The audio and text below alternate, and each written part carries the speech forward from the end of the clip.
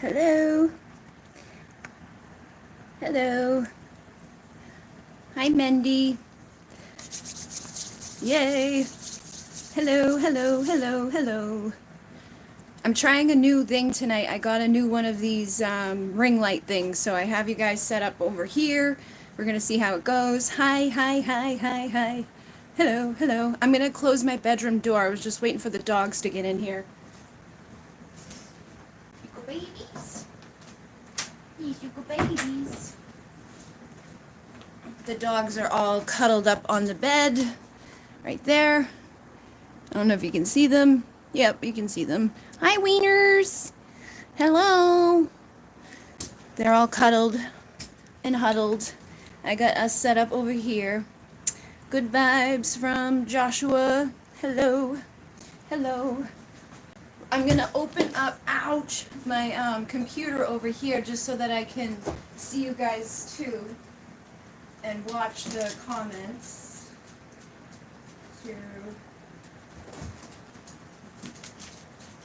No, you're not coming to sit with me. Not right now. Not right now. Hopefully I'll be able to leave that over there for a little while without it dying. Alright, there it is. Live. Boom. Hi, Alcyon. Alcyon wants to say hello. Ooh. Say hello, Alcyon. Say hello, Alcyon. And Monoman wants to say hello too. Monoman. Oh, okay, you go over here and you say hello. Hi, Monoman. Oh, Monoman is heavy. This is my Lyran husband. He's from Lyra. Hello, hello, hello, hello, hello. I think you need to go down. You're heavy. All right, so you have a dog called Haichi. I have Alcyon, Monoman, Sirius, Honey Bunny, Sadie Lady, and 7-Eleven. We have 6 all together here. You guys are excited. Yay, hi. Lots of you guys jumping up and down. Your first live. Yay. Hello, hello. You're excited for tonight. Hello, everyone. Please like the video. Yes, please like the video, everybody. Thank you, Spacebug. And yeah, so I figured I would let, people get on before we start because I want people to be able to, be here. You have 8 for a children. That's perfect for tonight. We got the 8-8 thing going on. And, oh, it's disappearing. Your first live with Ashley. Yeah, I don't do them that often. I don't know why. I should probably do it more often. I just sometimes forget.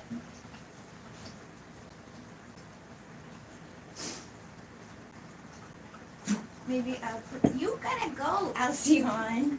She's like, Mama, it's just thing for me to do. She likes to do anything that's star related.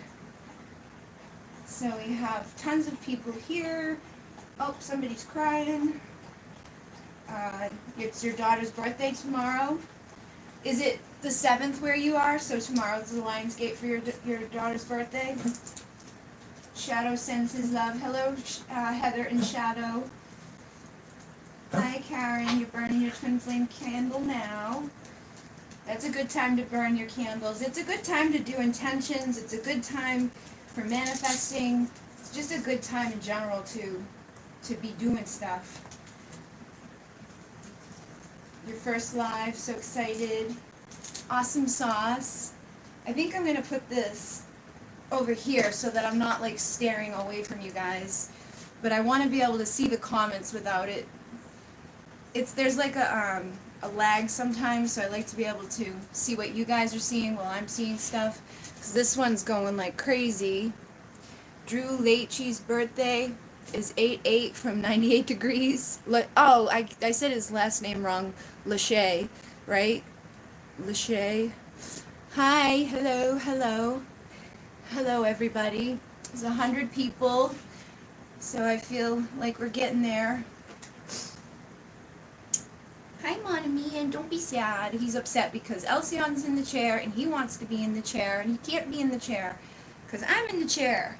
I never sit. I always stand because of them. So I end up like standing here like leaning over and shuffling and doing all this stuff while they take over my chair or they deal with all my stuff. And it's not fun because it's like my back hurts and I get really uncomfortable. But that's the sacrifice. My eye makeup looks amazing. Thank you, Jessica. I made it a mess. I'm surprised it looks good. Like, I was doing the pencil kind, and then it got like all like discombobulated. So I ended up doing the liquid kind. And the liquid kind, you know, sometimes it's a hit or miss, and I didn't have time to mess with it, so. See, he's here now. He was crying. Gotta love the synchronicity. There's been tons of synchronicity. You're feeling lightheaded and fatigued. I haven't been feeling good either. Earlier I was almost considering like not doing it because I was just not feeling well, but I'm like, I've got to do it. I've been talking about it all week. This is something we've got to do. It's the Lionsgate. Thank you. Yeah, they are cute, but they're a pain in the butt. You always try that and then you get frustrated and wash it off. Yeah, it's hard to do. I've been doing it since like elementary school. Like the end of elementary school, I started doing the eye stuff. Thank you for the healing and the love. You have a dashi as well. Your health started improving after year because of 7/7 and 8/8. 5 cats. Oh. See, it goes so fast sometimes. Lyran Palladian, Orion Starseed here. Nice. Lots of stuff inside of you. So many synchronicities. Yes, Ben's tired. Me too. I slept till 5 today, till 5 p.m. Always try that. Yeah, alright, so I saw that. Oh, alright. You can go in the chair. Go ahead. Go in the chair. I'm going to raise this up so that I'm not staring at nothing and give over the chair to the dogs because they're not going to let me sit. I got this new thing that goes up to 6 feet tall. Alright. Seeing synchronicity. We love the little doggies. Your health started to improve. Okay, I saw these ones. Drained from work. I'm sorry. Same frequency. Helped you figure out forgiveness. You're welcome. Time went fast this week. It did. Haven't been feeling good, but I know that it's time of the month, not Lionsgate.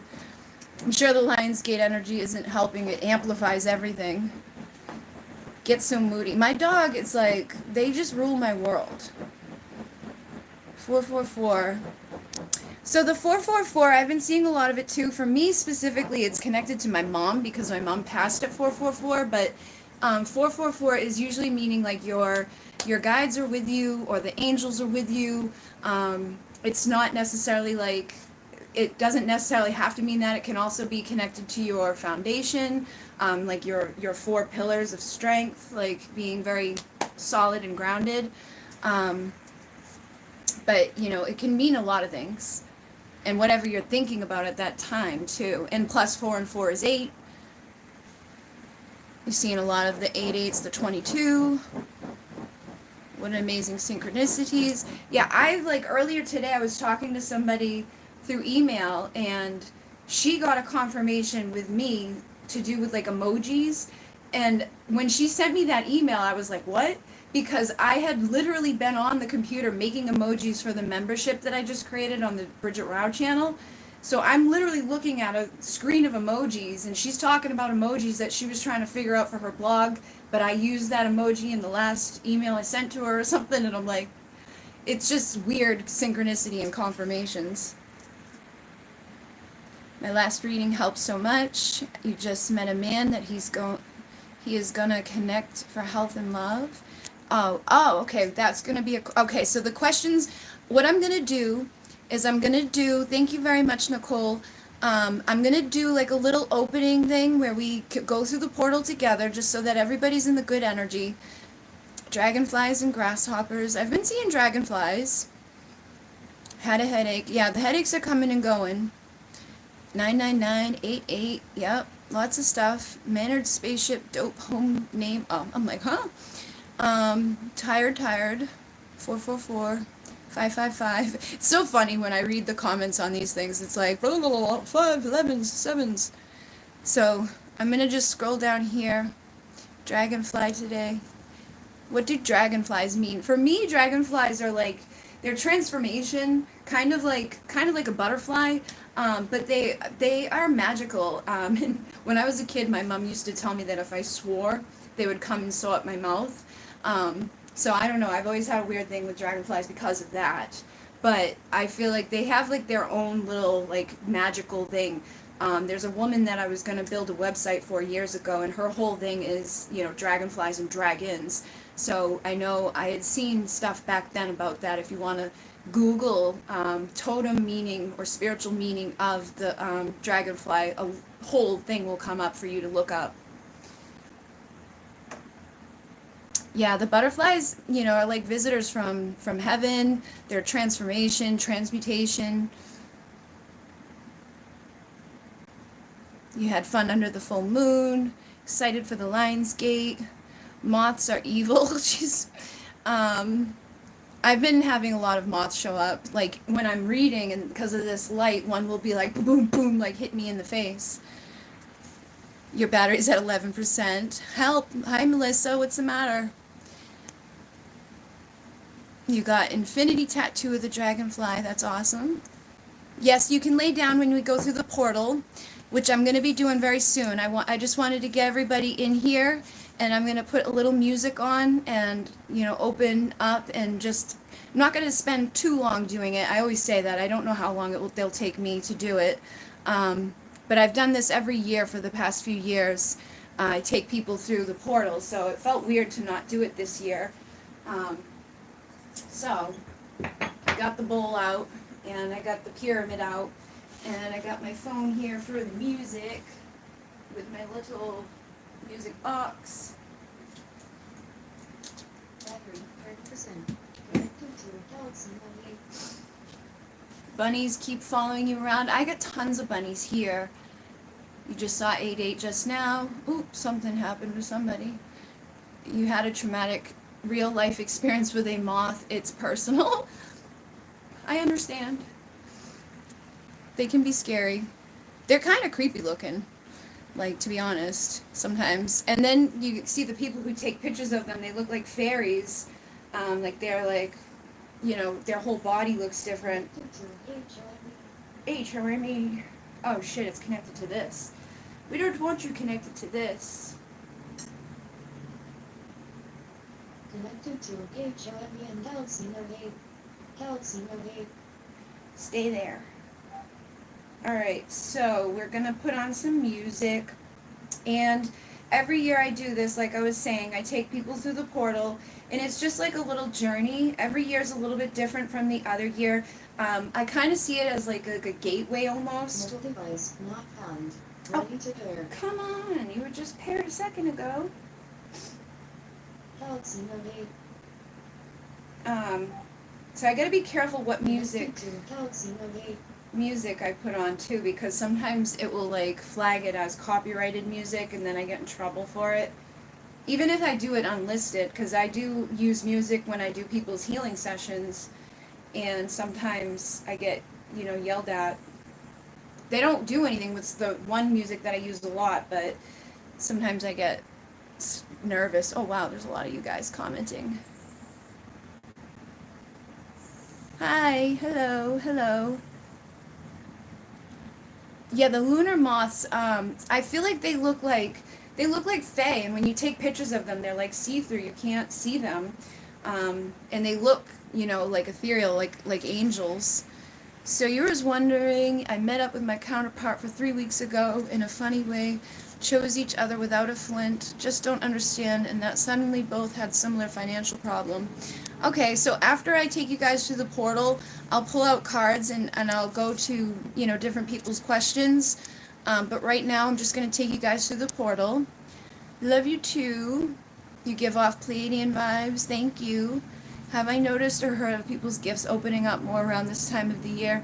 Something interesting happened in last year after Lionsgate. Yes, so the veil is thin, and a lot of people right now are going to be, you know, getting more intuitive hits, like their third eye is going to be open, more dreams, more things. What do I recommend for people who want to connect with Fae? So I take nature walk if I was going to want to connect with them.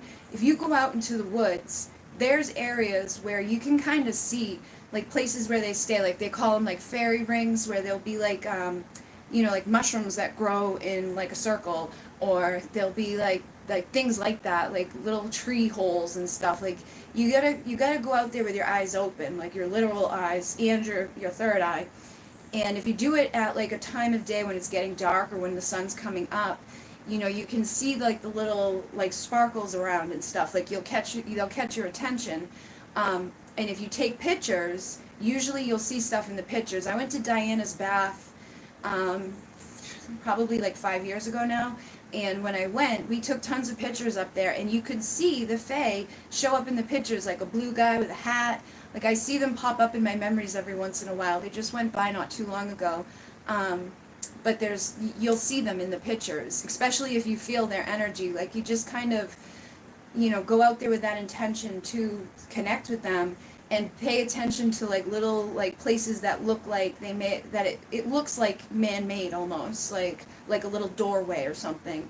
And then, you know, pay attention to that area, take a few pictures of that area, and look at your camera. You might see some stuff on the camera that shows the Fae. But there's, you know, I'm sure there's other people out there who have tons of information about it. I'm not as connected with Fae as some of the other people are.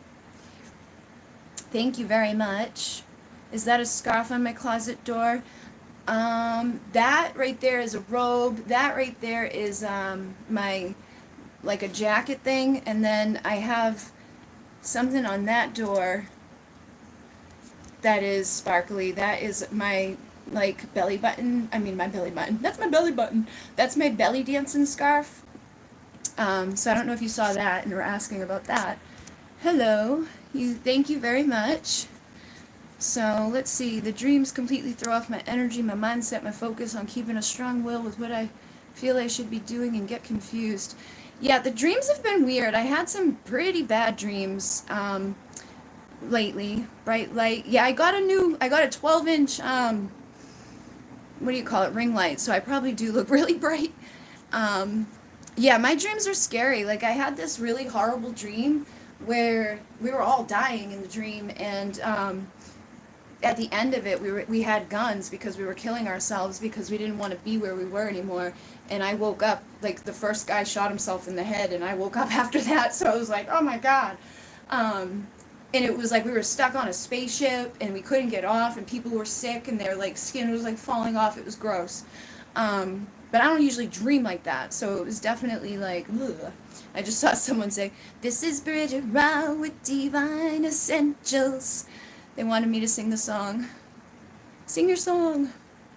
Everybody loves the song. I gotta put that on a t-shirt. Hi everybody. Okay, so I think we have enough people here. I'm gonna take you through the portal, and afterwards we'll chit chat. I'll answer more questions, and I'll get the cards out to answer you guys that way too. And you guys, basically it's gonna be like a little meditation to just go through the portal. Isn't that scary? It was like, ooh. I was definitely freaked out. I didn't enjoy that dream. But if you pop on here, you know, if somebody pops on here and they're like, what's going on? I will post this so people can listen to it again later. So hopefully people will see that. You blocked your dreams as a kid. They used to scare me after having recurring nightmare. Yeah, in Suits Take Us Away. I didn't get to see the end of that.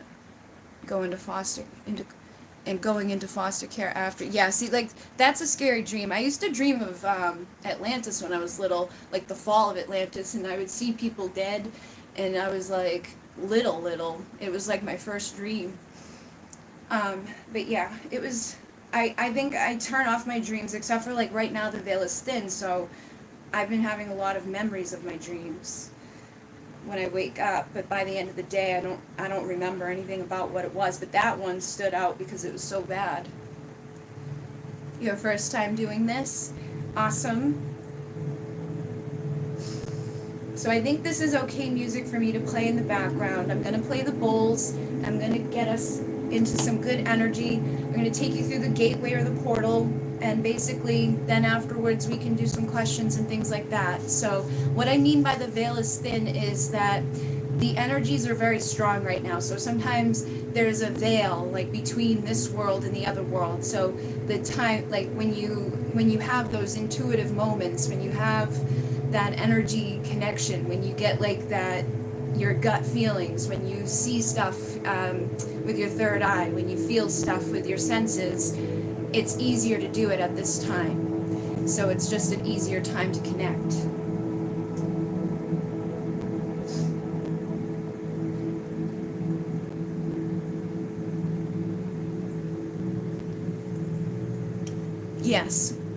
Yes, it's a very, very good time to be doing work like this.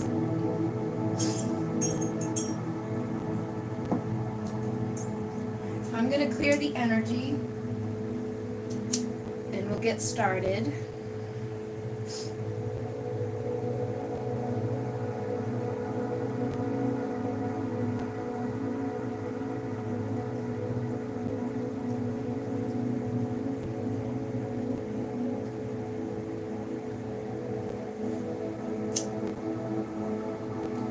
Okay, so bring your awareness inside. You can close your eyes, take nice deep breaths, and allow for the energy to clear.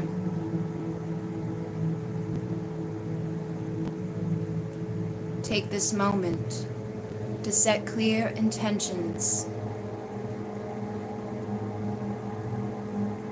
Pure intentions for the next 365 days.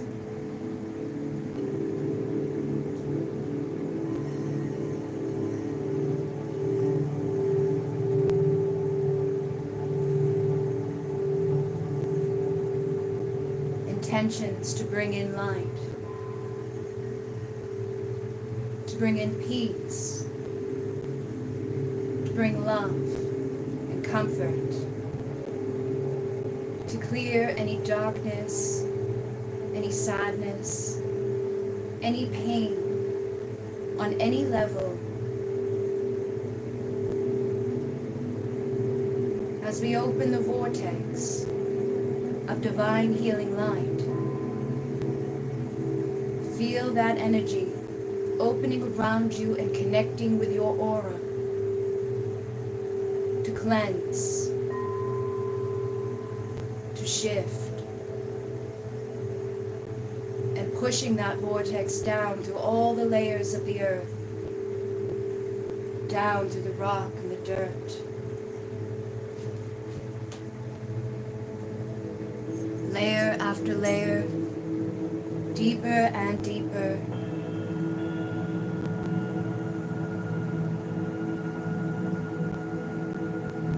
Connecting with the caverns of crystals, connecting with the energy and frequency of quartz. Feel that energy and frequency connecting with the vortex, amplifying and magnifying your intentions, our abilities to manifest, to create, to heal.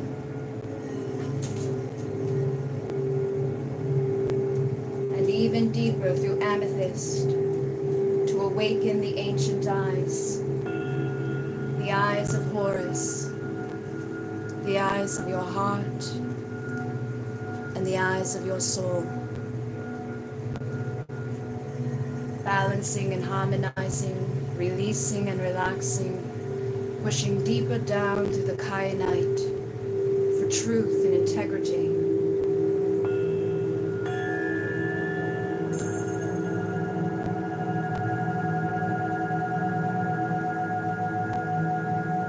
And deeper down through the rosy quartz for unconditional love.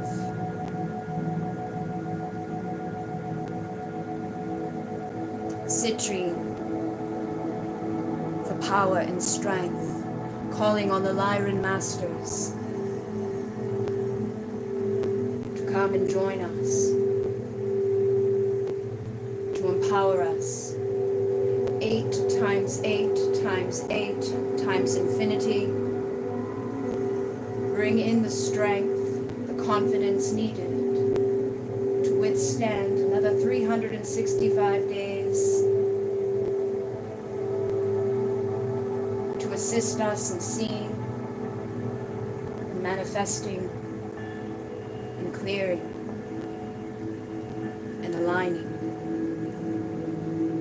and down through the carnelian and the malachite, balancing divine feminine and divine masculine energies, bringing union, harmony, and balance within, which will ripple out. As above, so below. As within, so without. Allow for this balance to take place.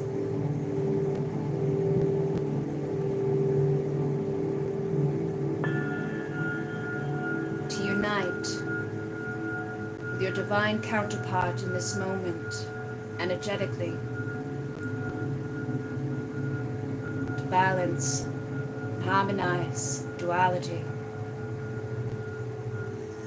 And through down all those protective layers of the earth, the tourmaline, the Apache tears.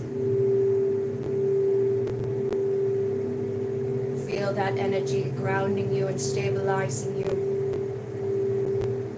pushing right down into the heart of Gaia, of Pachamama.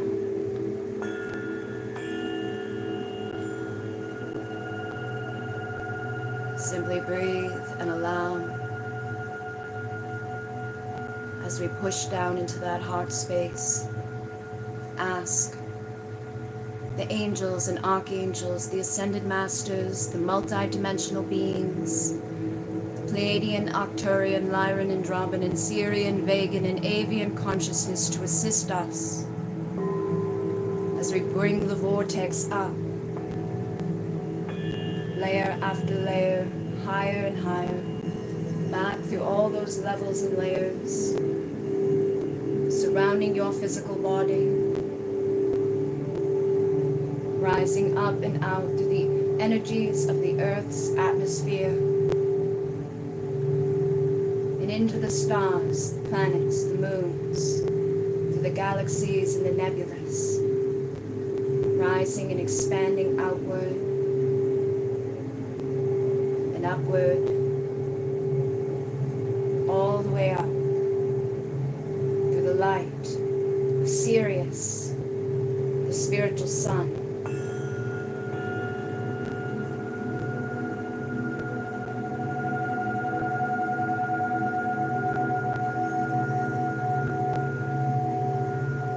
Feel the vortex shifting in its energy and frequency. Feel your body begin to rise through the vortex, rising up and out. Released from the limitations of the physical world. Released from the limitations of the third dimension. Feel yourself rising. Rising towards the light of Sirius, of Isis, the divine feminine and the divine masculine energies balanced, duality, harmonized into oneness. And the vortex continues up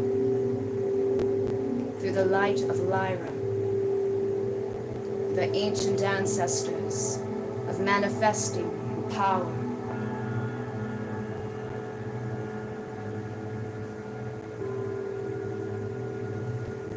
Feeling the light and the energy shifting again. Higher dimensional frequencies and energies pouring in. Feel your crown release and harmonize. Expanding, expanding, expanding.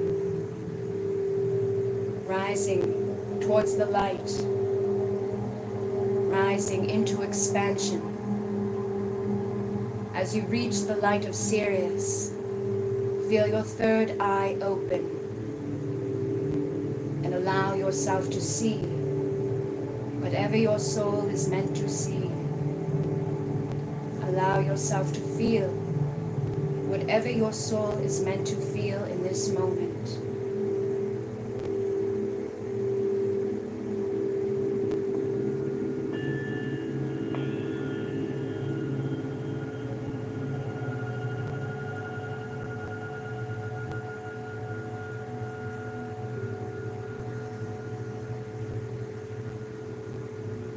Feel the Sirian energy cleansing your emotional body, washing away the last 365 days of emotional debris, the ups, the downs, the sadness, the grief. And feel that beautiful light of Sirius penetrating, harmonizing every cell and atom right down into your DNA, reprogramming and restructuring on all levels of your being, physically, emotionally, spiritually, and mentally. Expand, expand, expand, and allow yourself to shift upwards and out towards the golden light of Lyra, towards the Lionsgate. See this gate within your mind, this portal, however it appears to you. Allow yourself to decode the energy and frequency of the Lionsgate. 8 times 8 times 8 times infinity.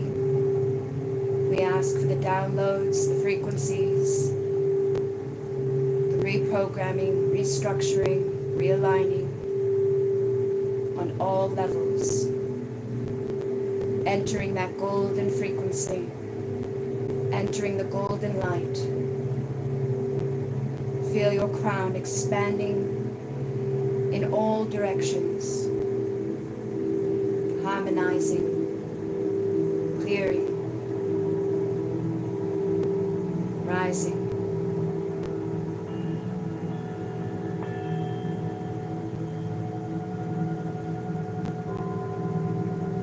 Hold within your mind your heart's desires. See yourself, your future self.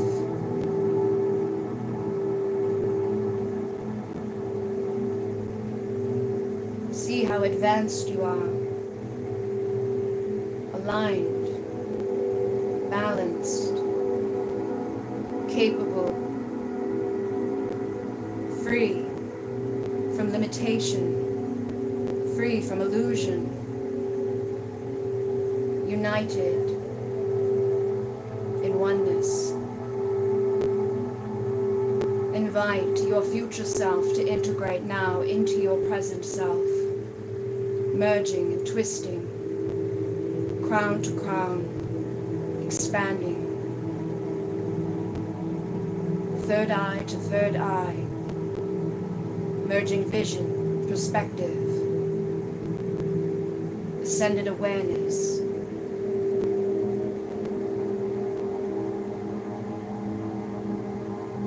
Throat to throat for divine communication with your I Am presence, with your guides and your masters. using your voice to create. I am beautiful. I am abundant. I am the creator. I am creating abundance, harmony, and light. Allow yourself to create and manifest. Use this frequency and energy to bring in what is aligned for your highest best. As we continue to ascend through the energy and frequency of the Lionsgate, you continue to integrate heart to heart, solar plexus to solar plexus, sacral to sacral, root to root, the ascended self.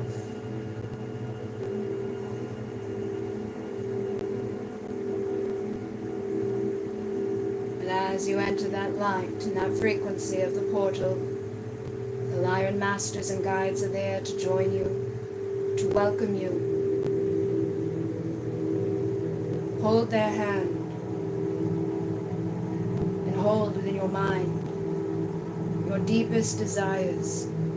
See them playing out as if they are already existing in this moment, for they are. They already exist. You must simply allow yourself to maintain the energy, the frequency, the vibration of this desired outcome.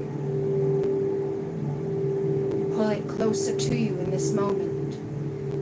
Embody its vibration and frequency. See yourself living the life of your dreams, easily and effortlessly manifesting all your heart's desires.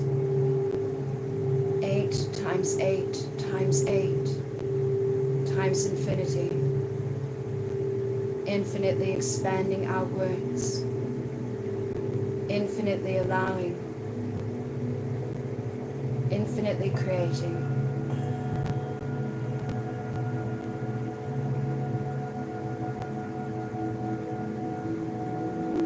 The Lyran guides and masters place their hands on your crown, and a beautiful pillar of golden light pours in. Infinity symbols in golden dust, integrated with sacred geometric patterns of light, expanding your awareness, your crown, expanding and seeing from new perspective.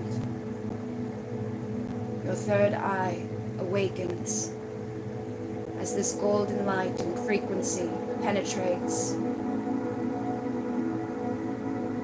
and it ripples all the way down through your throat. Affirm within your mind now your heart's desires, as if you've already created it. I am aligned with my desires. I am manifesting perfect health, perfect wealth, perfect harmony. And feel the Lyran guide place their hands on your heart, aligning you with unconditional love. Continue to integrate, continue to allow. As another guide places their hand on your solar plexus, increasing your power and your strength. Billions of light codes and frequencies, ancient frequency and energy, information pours into you on all levels.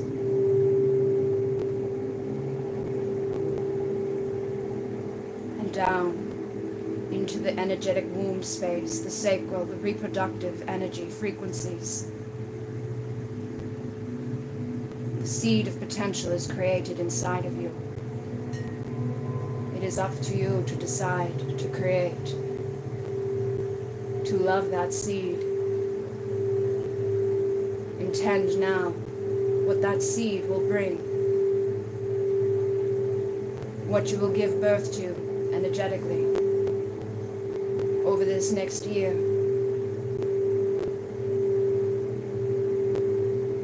What will you grow? What will you manifest? What will you change?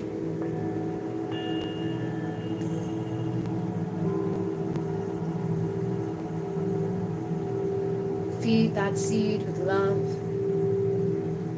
with light. As the Lyran guides and masters complete their work on you, feel your energies, your frequencies, grounding, stabilizing. Feel your root begin to bring you back down through the levels and the layers of light, back through the portals and energies, holding on to all that you've received, bringing it back to the third dimension to assist others as you anchor this light and this frequency to the collective consciousness. You assist each and every member in your family of light, each being on your planet, in manifesting from a place of power and strength, with integrity and love. Descend down to the light of Lyra.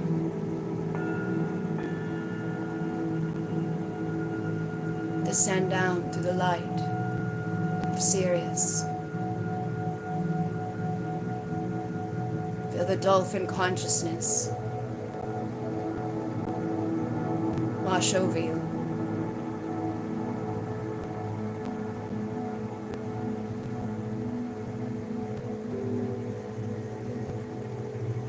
And descend down through the third dimensional energies and frequencies, back down to your physical body,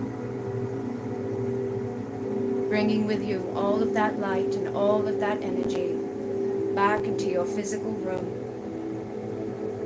your physical body, and back into your life and your intentions as you move forward.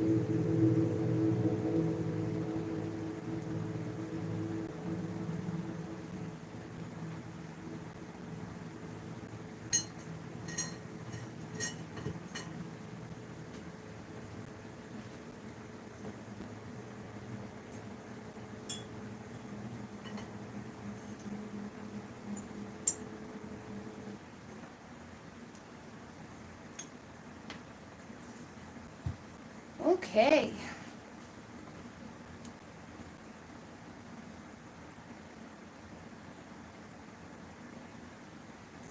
I have no time for gossip, hatred, or judgment on others. Is something happening? Ooh, did you see the orb come? You feel your inner child? You wish I wish I weren't mentally unstable enough to hallucinate through the. I'm not sure what you mean. You wish you weren't mentally enough. Did you hallucinate, or you wish that you saw more? Hi, Christy. Your body's vibrating.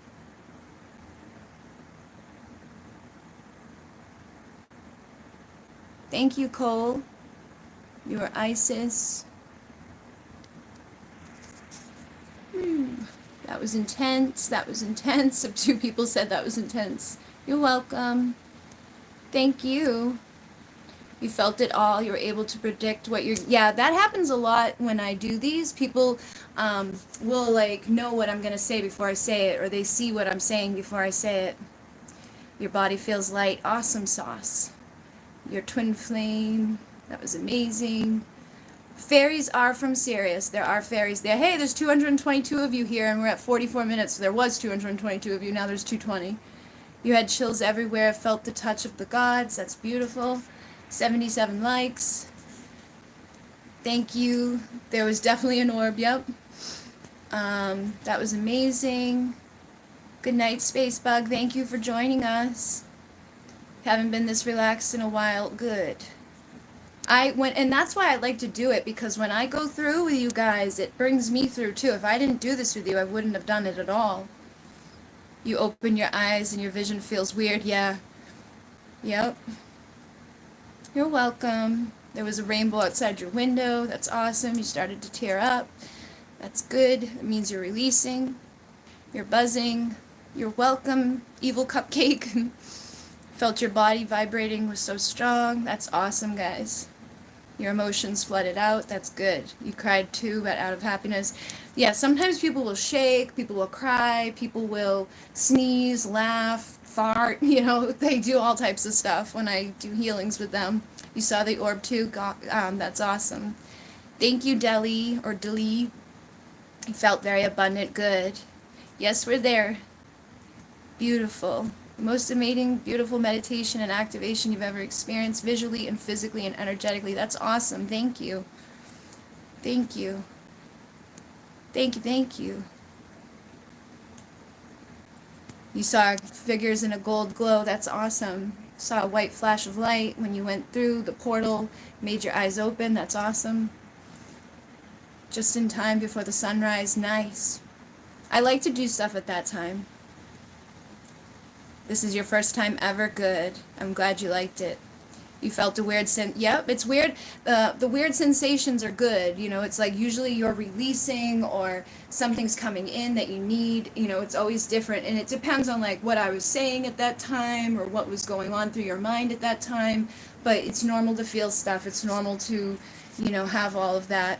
It's okay that you didn't see anything. Some people don't. There was just another orb. But basically, it depends. So like everybody has their gift. Some people are clear channels where they like feel stuff. Some people are ones that see stuff. Some people are ones that know stuff. I'm a clear knower, so I just know what's happening. I know what to say. I know what to do. But other people feel, you know, a lot, or other people see a lot. So, you know, you got to figure out what your gift is, and then, you know, you'll know what to expect. Yeah, a lot of people fall asleep when I do stuff like this. I didn't want to do it too long because I didn't want to lose you guys. You got all the visions and felt all the words. That's awesome. Awesome. Thank you, thank you. Saw a portal with light inside. That's awesome. Your body was vibrating and your back hurts.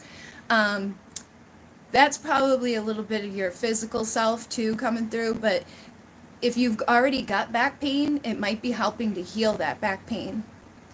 I would set the intention, like when something like that happens, when you get uncomfortable, it can be an indication that you've got a blockage. Like if it's your lower back, it might be a blockage inside of your sacral energy. If it's like your upper back, it might be with your heart or your solar plexus. So you might want to set the intention, like, let me clear that block, you know, become aware of why it's there. I meant I'm not even stable enough to meditate in peace. Oh, I'm sorry, Monica. Well, what's going on? We need to bring some calmness back in. Back to complete. You're trying to remember everything you saw to hold on to it. Sometimes I recommend journaling afterwards, or, you know, you can always listen to this back again later when I post it, so you can go back through and see if there's anything you missed. But yes, you can always write down what you experienced, and that will help you to remember more of what you experienced, and that will give you the stuff there that was there. You're welcome, Gwen. Thank you for doing it with us.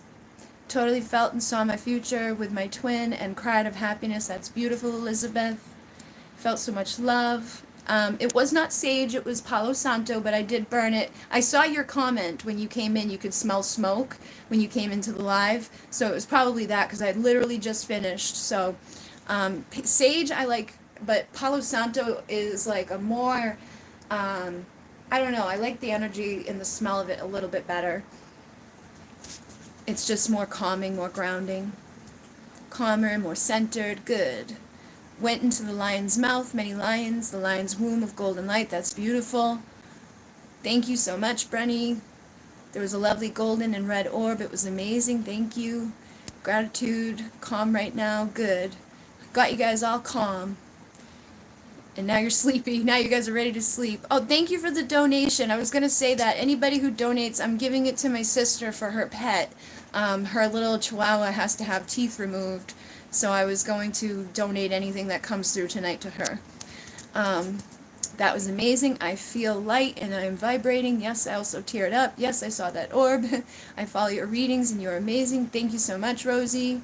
The next time I'll do something like this. It was incredible. I can do this stuff pretty much any time. I used to do these things every weekend. I used to go and do activations for people at the centers nearby here, and I would do it in person and, like, you know, touch people throughout the process and do stuff. That's where, like, I used to do the Moon Key rites, and that's where the Lyran Triple Infinity Abundance Rite came from. That's where the Kotakuna Carpe came from, was I used to go see people and do these things. So information from spirit would come in and guide me. I usually don't know exactly what's going to happen until I start. So, like, they'll give me, like, a, hey, you're going to do this, and I do it, and then they guide it, and I just kind of speak, or play the bowls, or do whatever. But, I mean, I can do this more often for you guys. If you like this, we could do more lives and, you know, just do, like, a little guided meditation. I do have meditations on the channel too that you can listen to. I have the Archangel Michael one. I have, like, the Creator meditation. I have the eagle, the serpent. I have a whole bunch of meditations on the channel. You feel like you have to spit. Oh, maybe there's something you need to clear out or say. Sometimes I get an itch somewhere, nose or ear, when I meditate. Yeah, that's normal. You know, it's like the energy shifting. I used to get very, like, I'm not good at meditating when other people guide me. I'm good at guiding, like, because I'm moving around and, like, things like that don't happen to me. You saw your dad during the portal guiding me through. That's beautiful. Maybe your dad's a Lyran. You began to hear my family and got irritated at the end, but they said they understood. Yeah, sometimes I get, that's why I don't like meditating, is like my dogs will interrupt me, or people will remember, you know, will come in and bother me, and I get like, Urgh. You can't remember anything since the gate, but came back right as you stopped it. Beautiful. See, that happens too, where people will just kind of go off on their own, and then they don't remember much, but they come right back and they're like, where were we? What happened? Just came back in. Thank you. That was beautiful. Namaste. Eyes. I was sweating and hot. It was amazing. I beamed like I was a star. That's awesome. Saw yourself next to your twin flame carrying a baby. That's awesome. Awesome, awesome, awesome. You could feel the gods using you as a vessel. It was beautiful. You're relaxed. Why am I so relaxed? Because you just meditated, and it's good for you. You just went through the portal, which is a very powerful meditative experience. Whenever I do these things, people get like almost like hypnotized, and they just feel really relaxed, and they release the stuff that gets them all. I'm usually like afterwards, and everyone else is like, You're in California, just joined, midnight. Yes. Yeah, it's like 1 a.m. here now. When I was talking about the dolphin consciousness, your body started to move like I was swimming. That's awesome. I wish we had more time, because I would have done, I used to do an hour-long thing, like, for people. Actually, I used to do like 2 hour long. I'd have people come at 7 p.m. and end at like 9 p.m. So it was about an hour and a half of meditation, and like 15 minutes of talking afterwards and talking before. Golden light, overwhelming emotional connection at each chakra. I knew all your words before you said them. Yeah, that happens too, where people just kind of know what I'm going to say. And that's because you're tuned into the energy, and like you're channeling alongside me. Clear sentient here, and I felt so much from that. That's awesome. Second orb, wow. I'm a feeler, and I know too. Yeah, let me go down a little bit. You had a lot of baby pregnancy stuff the entire portal with my twin. Felt a little nuts how overboard it was. Hey, it's your future self. Whatever, you know, is happening. In California, it's 10 p.m. there. So Carlos, if you missed what I just did, I will be posting it so that people can go back and hear it again, and listen to it as many times as they want. If flies are a good omen, see, I don't know. Like, flies, to me, it can depend. You can look up the meaning of them. Sometimes it can be like a pest. And you want to think about like where flies come from. So, you know, I think it probably depends on the person and the person's perspective. If you feel like it's a good omen, then it's probably a good omen. But if you feel like annoyed by them or grossed out by them, then it's probably like something going on in your life. Like, The same thing with any bug. Like if you've got a tick, right, and you're like, you keep seeing ticks, is somebody in your life sucking the life out of you? Is somebody in your life sucking your blood? You know, it's the same thing with fleas. Is somebody like it making you itch? Is somebody like bothering you, sucking on you, you know, doing bad things to you? So it's just dependent upon what's going on around you too in your life, how those things will resonate with the animals. It took your headache away, yes. You kept hearing your person's name, that's awesome. You saw the dolphin when I talked about it, that's awesome. You got so many downloads, that was intense. My body would shift when they came through. Good. Good. Thank you, Christy, for your donation. Thank you guys very much for your donations. I'm not getting to see every... Oh, nine. Thank you very much, Sierra. Thank you so much. You love my readings. Thank you. You watched a flame the whole time. The flame was flickering to the sound of the bowls, and I looked down and it was all white and blurry. That's beautiful. What is Lionsgate? Lionsgate happens every year, and it's when Sirius, our spiritual sun, is aligned with the earth. And then, like, this is the time when Orion's belt is really lined up with the 3 pyramids in Giza. And it's basically just a time where this beautiful spiritual energy is pouring into the planet from the Galactic Center. And it just amplifies everything, and it magnifies everything. And it brings in a lot of abundance. It brings in a lot of positive energy. It can help you to see stuff. It can help you to feel stuff. It can help you to know stuff. And it's basically just a powerful time. So we just did like a little activation. Thank you very much, Essential Aromatherapy and Skincare. Your third eye's open, you feel relaxed. My knee and lower back was hurting during this, and I couldn't get comfortable. I wasn't crying, but I had water coming out of both my eyes. Yeah, so sometimes that happens when we have like a block somewhere. People can get uncomfortable, and they need to, like, you know, clear something out. Sometimes like certain bowl frequencies will piss people off because they have a block to that sound or that frequency. But what you need to do is keep doing it until that clears. And once that pain clears, or once that frustration clears, you know you got rid of whatever the problem was. And then the tears, you may not be crying, but you're releasing. So some people will tear up and just have, like, they call them healer's tears, where they just come leaking out of your face. That was life-changing for you, Lori. That's beautiful. First Lionsgate, but not your last. Awesome. Sleepy. Yeah, people get really sleepy afterwards.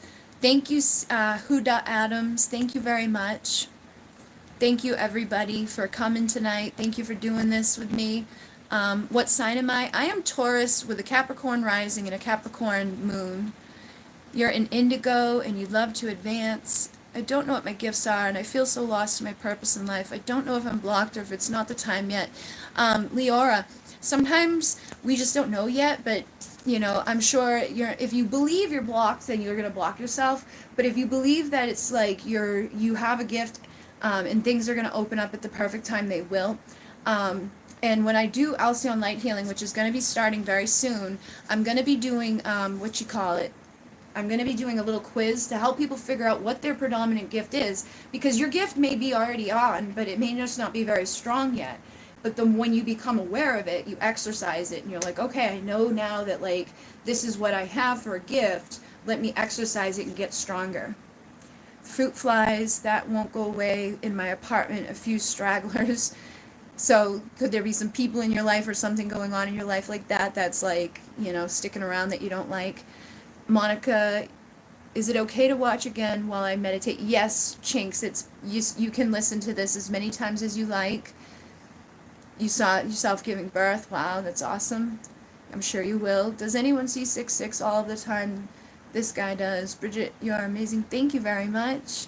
Thank you, Eric. I see 6/6 sometimes, and usually for me it can be like indicating something karmic, or it can indicate that, like, we're too focused on money or something like that. But 6/6 doesn't have to be a bad thing.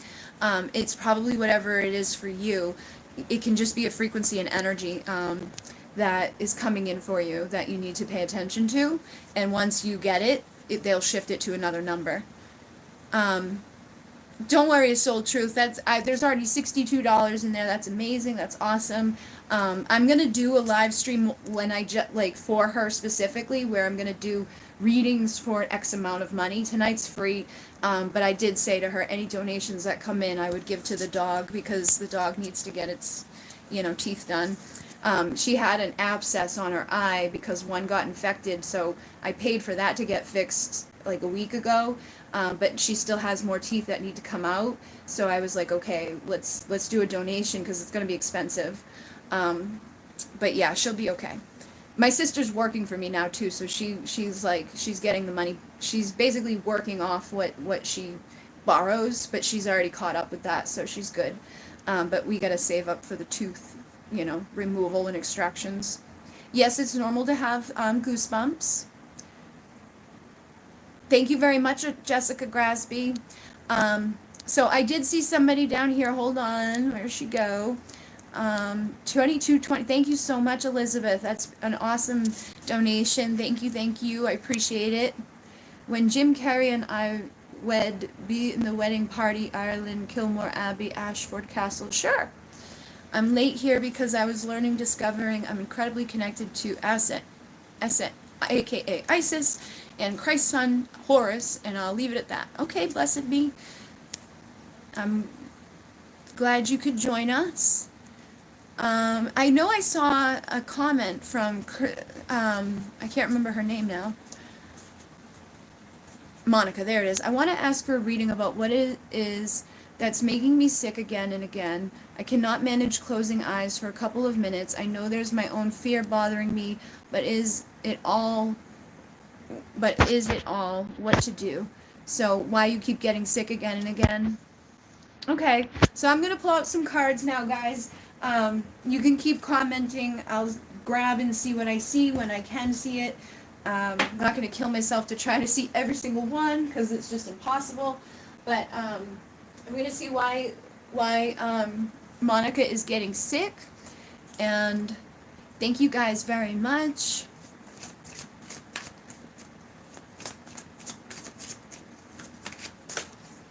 Alright, so why is she getting sick over and over again? Why is she getting sick over and over again? So I've got the Ace of Wands coming through with the Seven of Cups. And I feel like there's some sort of opportunity that you're not seeing.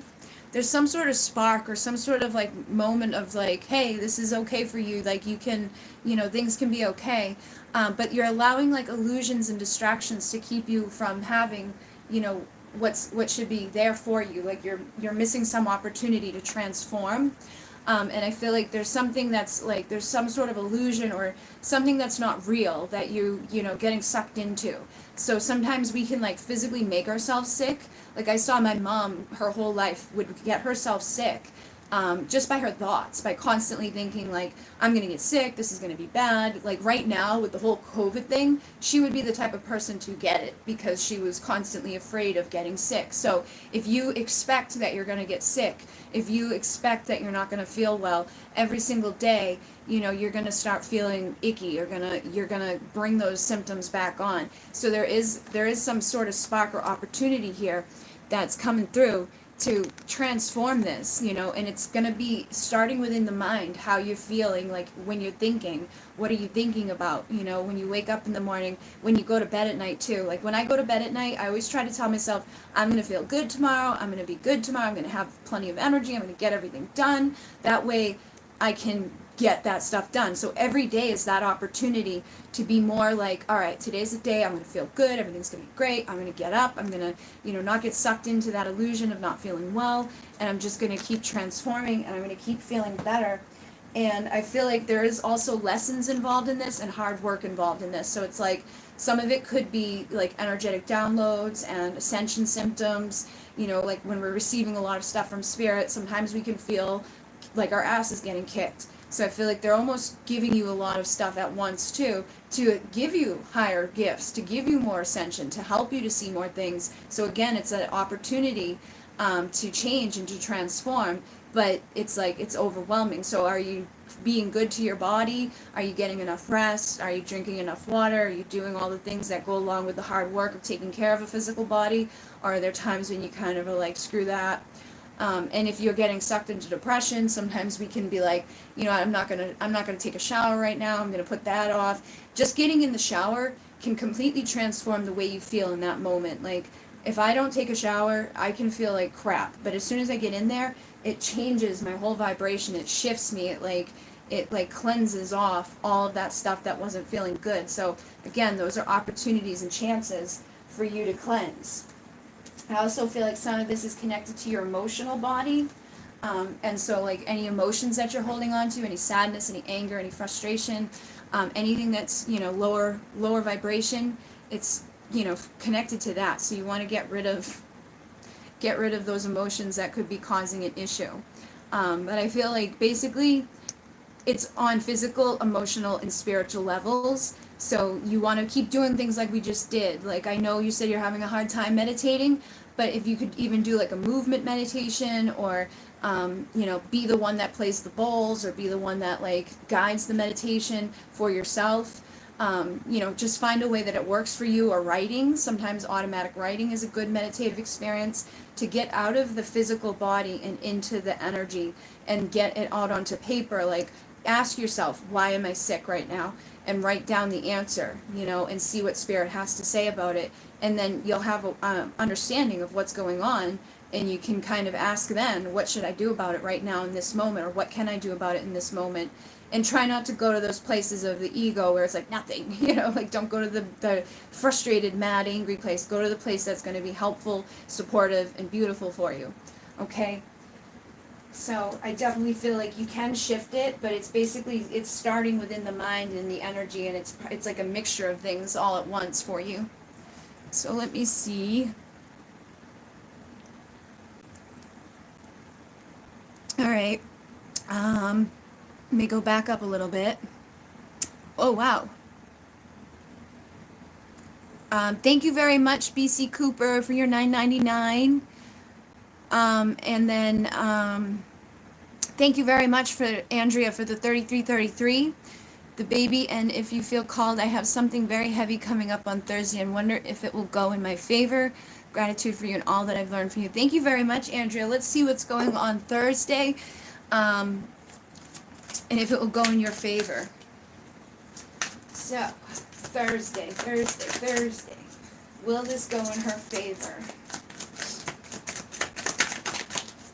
Woohoo! You got the Ace of Cups, the Six of Cups, and the Page of Wands. So I feel like this is going to be a good experience. I don't know if it has anything to do with love, but it's like something good is going to be reconciled here. This is a card of reconciling. Reconcile with the inner child, reconcile with your past lives, reconcile with people from your past.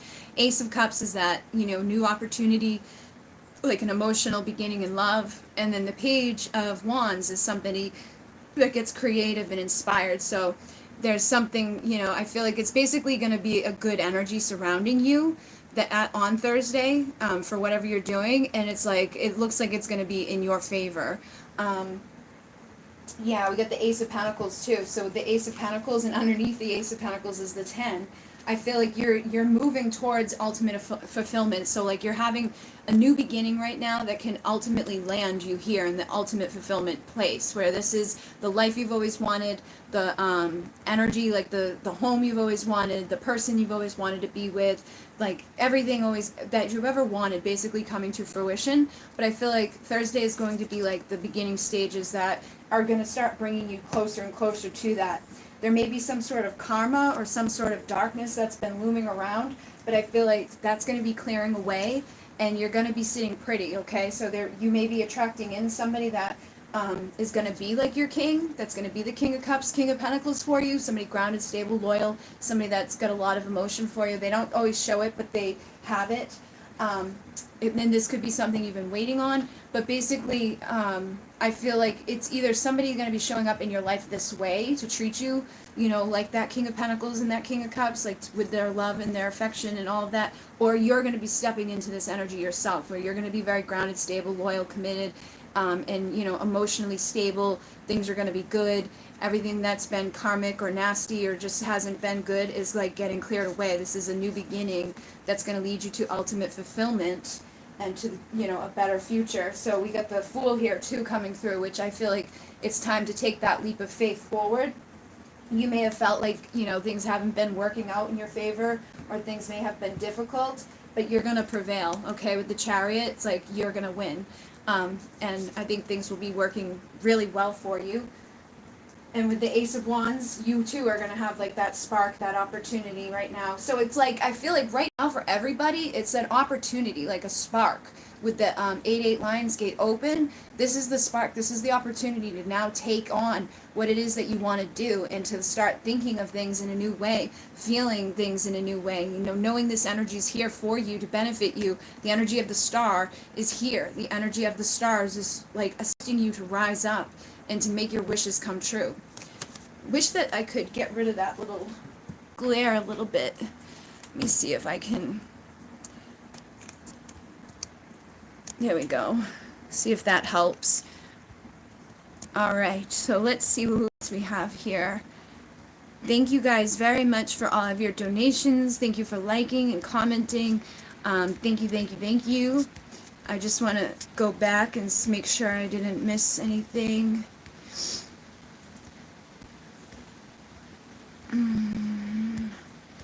Sorry. Okay, there's the one that I was just on. You love to see me live. Thank you so much. Glad it woke you up and made you happy. So I'm going to make sure I get to the people who did donate, but let me grab one in between just because I feel bad not getting to some of the people who, because this is for free too. So let me see, like, I'm just going to get guided to somebody here that came after that one that just paid, and then I'll do the next one that paid. So this one is asking, is my person on the same frequency as me? Chinks B is asking that question.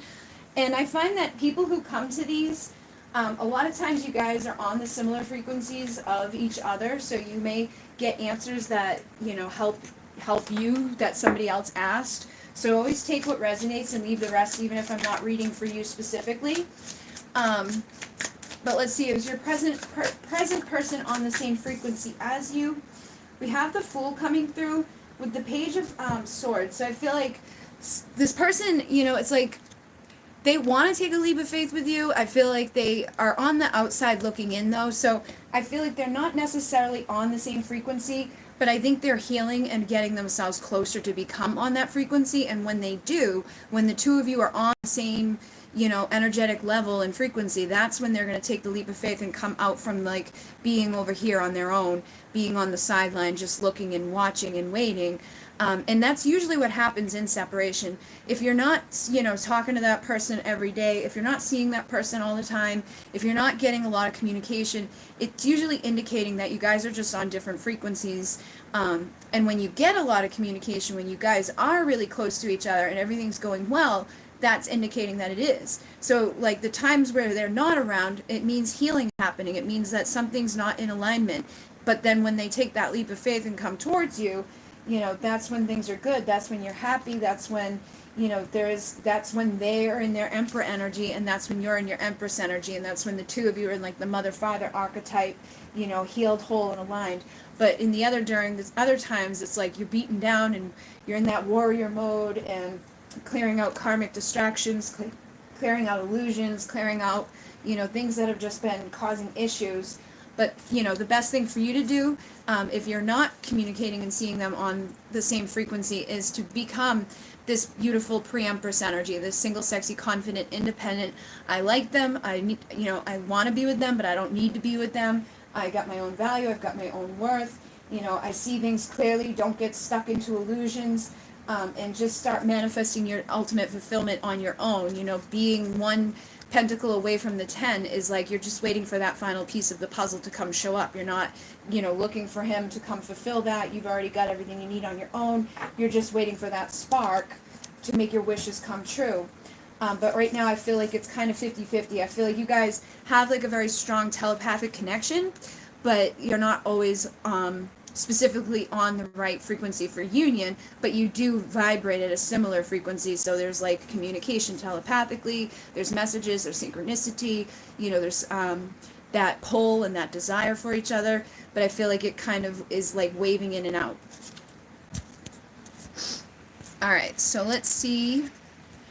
I know somebody else just donated, so thank you very much, Maria Garcia. How my love life with Leo. I'm Gemini going this month. Alright, so how's her love life going this month? Anybody who wants to hear that, take it as it resonates.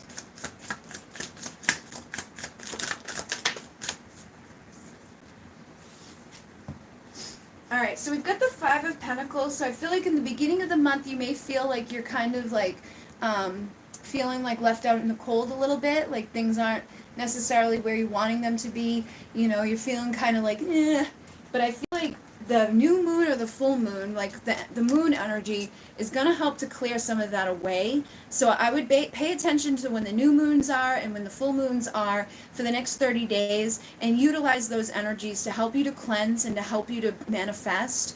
And, there may be something that you feel like you don't really know that's going on right now. But I feel like you're going to figure things out because you get the Chariot, which is about taking action, and it's like prevailing and, being victorious over the other people. So I feel like there is going to be some sort of action that's happening here. We also have the Knight of Wands, which is somebody that kind of like has a lot of passion, a lot of drive, a lot of fire. But I'm not sure, if this person will know exactly which way to go within the next month. I feel like they're at a crossroads. They have a lot of passion for you. They want to, take this action towards you. And I feel like eventually they will, and there will be victory here. But I feel like right now there's just a lot of like unknown type of like insecurities, unsure, being, a little guarded, a little held back, a little freaked out. But this passionate, and this new valuable beginning will happen at some point. Your wishes will come true. And I do see that there will be like a, like a loving union between you and somebody else. But you just want to embody the energy of this Queen of Wands, being very sexy, magnetic, charismatic, focused on yourself, focused on your manifesting of your career, focused on, not getting stuck in like energy of defeat, not self-sabotaging, try not to go to any negative place within your mind when it comes to your love life. Focus on self-love, and that's what's going to bring in your perfect partner to give to you the vulnerable, authentic love offer that you're wanting. And I feel like there is somebody out there that has a lot of love for you, but they may not express it. And that may be just due to confusion and illusions and karma and conflict. There could be somebody like karmic energies or just like distractive energies, like addictions and belief systems and things that just keep this person from opening up and communicating. But I feel like there will be communication from this person at some point. But right now they've got to, put their guard down and transform. And once they do, I feel like that's when a new start will happen and, action and communication will come. Okay, but it's definitely like you have a destined person out there that's going to start, bringing you love and communication and all of those things so that the two of you can work together to build something sacred.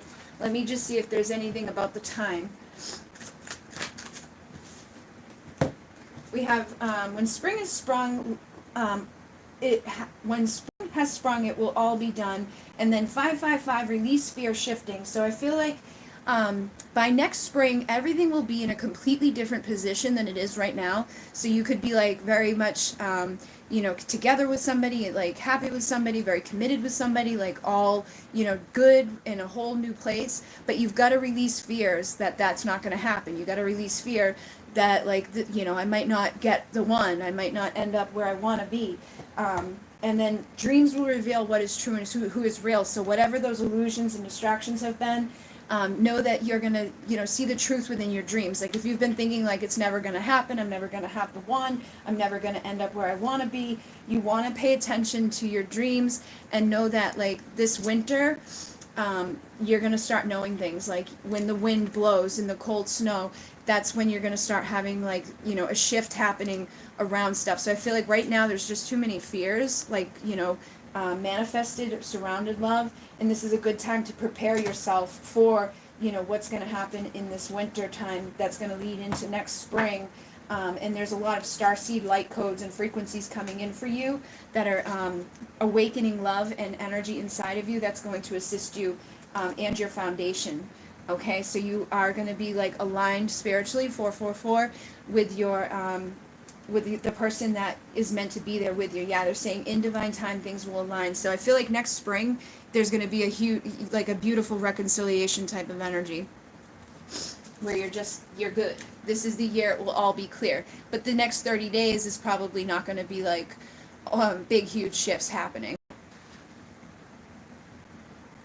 All right. So thank you guys so much for all of the donations. What intuitive message do I see for you, Brianna? Okay.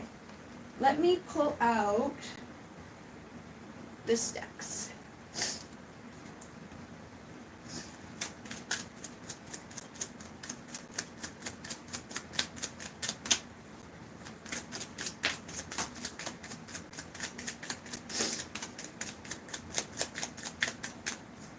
Okay, we've got the High Priest, we've got the Planet Era, and we've got Arcturian Council of Light.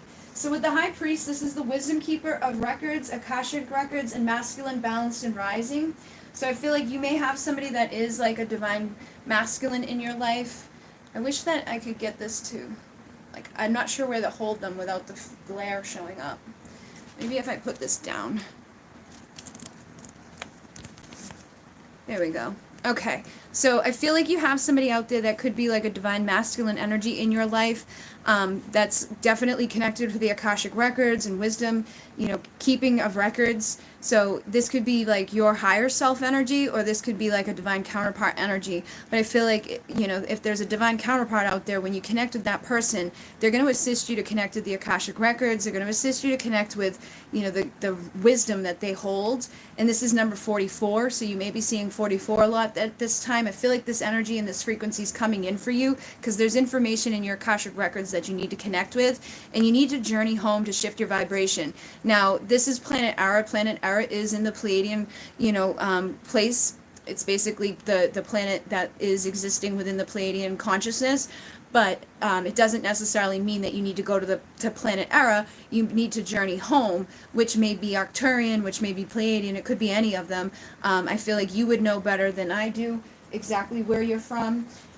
You could have Orion. You could have, you know, Sirian. You could have something, you know, there could be multitude of them as well. But Arcturus is showing up here, and it's saying activating cells, advanced mission. So I feel like you do have an advanced mission at this time. Your cells are being activated, your energy is being activated, but journeying home to the stars, to the place where you originated from, would be beneficial to you, to be clearing out karma, to be healing contracts and patterns that you may be holding on to that could be blocking you from having, like, you know, stuff with your divine masculine energy, because now you've got the divine masculine showing up here twice. So I feel like you probably have a divine masculine that you're meant to connect with, but you may need to align with your power, your strength, your confidence before that can happen, okay? And the light of Lyra will help to bring in strength, confidence, abundance, and wisdom. So right now is the perfect time to be connecting with the Lyran energy.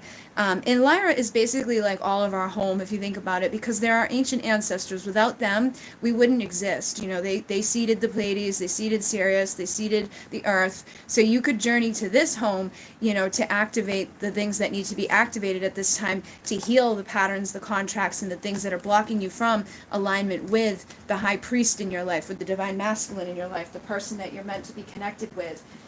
Also using the vortex yourself, you know, like we just did. I just opened the vortex in that meditation, brought you guys all up to Lyra. You want to be doing that on your own. So you could even listen to the beginning of this video a couple of times to assist you. But basically they're saying anchor your, you know, light and protect yourself and start connecting with Lyra, because that's going to assist you in healing, and that's going to assist you in understanding what's going on. But I definitely feel like you have Arcturian energy. Again, you've got the Arcturian starseed with light codes, advanced cellular clearances happening. So there's something going on with this Arcturian energy with you right now. And it's bringing in higher perspective, it's bringing in higher energy, higher frequency, and it's just assisting you in cleansing and shifting right now. So I feel like you're going to be going towards a time of victory. There could be a time of new beginning in love. So try not to self-sabotage, try not to block yourself. You could be having a powerful new beginning of value and worth in your life at this time that Spirit is guiding towards you. So just kind of trust what's going on. Work together with Spirit to trust your intuition, and keep going forward. Don't give up on things. Like, don't, you know, make a decision on which path you want to go on. You know, there is somebody out there that's the perfect partner for you that I feel like you're going to have to make a decision with. And I think if you make the decision to move forward with that person, things will be victorious, things will be good for you. If you're in separation with somebody right now, or separated from the person that you're meant to be with, this is saying they will be back just like that, but you can't be impatient about it. You know, just try to look around and see that all you want is already there. And I feel like you do have a divine masculine for sure, because you get the divine masculine here that says spiritual foundation, protected divine masculine. So you have a foundation that's spiritually protected with somebody that's masculine. And I feel like you need to just kind of stop and look around at this time, realize that everything you want is available to you in this now moment, and release any pressure or stress that you have on yourself, any self-sabotaging thoughts that you have about yourself, and any indecision you have about what this looks like to you, your ultimate fulfillment. What does that look like to you? Okay? And then let me take one that, you know, somebody here has this relationship run its course with Kim Jin. So let me see what comes through for that real quick. And then I'll do some more. Thank you guys very much. I'm going to grab my new deck. I gave my sister my old gilded deck because she might be doing readings soon. And that was my favorite deck, so I gave her that. And I just bought this one so that I could have it back again because it's my favorite one. Alright, so let's see. Has this relationship run its course? Has this relationship run its course?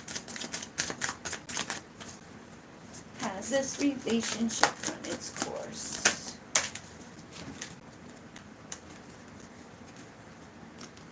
Alright, well, I've got the Seven of Wands with the Six of Swords and the Five of Swords, so I feel like things are not in a great place right now.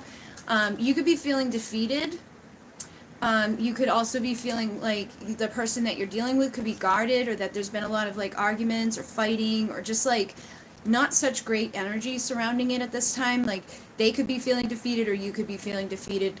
And this is somebody that could be guarded and just like a little angry, a little frustrated. But with the Six of Swords, this is about coming out of mental and like, you know, emotional turmoil. So I feel like you're going to be coming out of that turmoil. You're going to be coming out of that energy and, you know, rising up, having your wishes and things like that manifest. But if you've been sitting in anxiety, you know, thinking like this is over, this is never going anywhere, this is bad, then it's going to be hard to manifest anything good. So be mindful of the thoughts that you're thinking, the energy that you're feeling, the stuff that you're rippling out. And if the person you're dealing with is kind of guarded and blocked and held off, sometimes there's not much you can do about that, but just give time and energy to the situation, like a positive energy to the situation. Be mindful of what you're putting towards it and what you're getting back from it, because I feel like patience is needed, and things can balance out here, but you just need to be patient and balanced. You know, balance out your emotion, balance out your passion. Try not to be like too frustrated or upset with what's going on. And I feel like there could be a reconciliation between the two of you where things can work out. But it's going to require a lot of strength, okay? It's going to require some time, energy, and a new perspective to like see through their eyes, for them to see through your eyes, you know, and to see eye to eye with each other, and to realize that like this is, you know, my divine person. This is the person I'm meant to be with. This is my spiritual, you know, partnership. But I feel like things can work out between the two of you if you just change up your energy and allow things to go in a better flow. Get rid of that sleepless night, anxiety-ridden, you know, blocked, guarded type of vibration that's around this. Be mindful of what you're rippling out. Be patient, and I think things can reconcile and come back together in a more positive way. But like I said, I feel like you guys both need to look through each other's eyes. Like, try to see things from their perspective, and help them to see things through your perspective, and that will be beneficial for the two of you to get to your happy ending. Okay? So, let me see what else we have here. Thank you, thank you. Alright, I just want to make sure I didn't miss anybody's donations because there's a lot of them.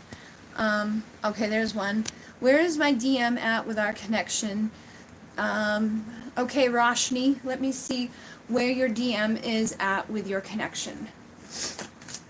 And anybody else who's asking that, like, where's your DM at, you can probably take these messages as well. Usually, whoever signs on to these readings, they are connected and attracted for a reason.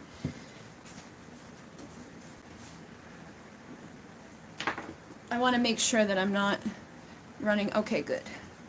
So we have the Page of Cups with the Wheel of Fortune. So I feel like your person may be thinking about making a vulnerable, authentic offer. They may even have an apology to give to you. You know, they could be thinking like, you know, I'm sorry, you know, like, or they could just be vulnerable at this time.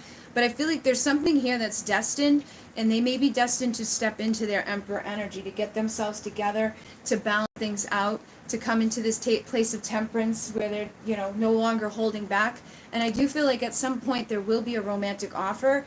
I'm not sure exactly when it's going to be, but they definitely have tons of love, okay? You've got the Page, the Knight, and the King. So this person is very much, you know, feeling these emotions towards you. They're probably not showing them, but I feel like it's not going to be very long before they can't hold it back anymore. You know, where they make that, you know, romantic gesture, where they make all the right words, all the right moves, all the right actions, and they say all the right things to get you to open up to them, and to, I feel like they're like they may be fearful that you're going to be guarded or mad at them, dependent upon what's transpired between the two of you. Maybe they juggled you, or they just juggled your value and worth. They didn't respect you enough. But I feel like something's transforming at this time. The way that they see you, they're seeing you as their perfect partner. They're seeing you as that queen to their king.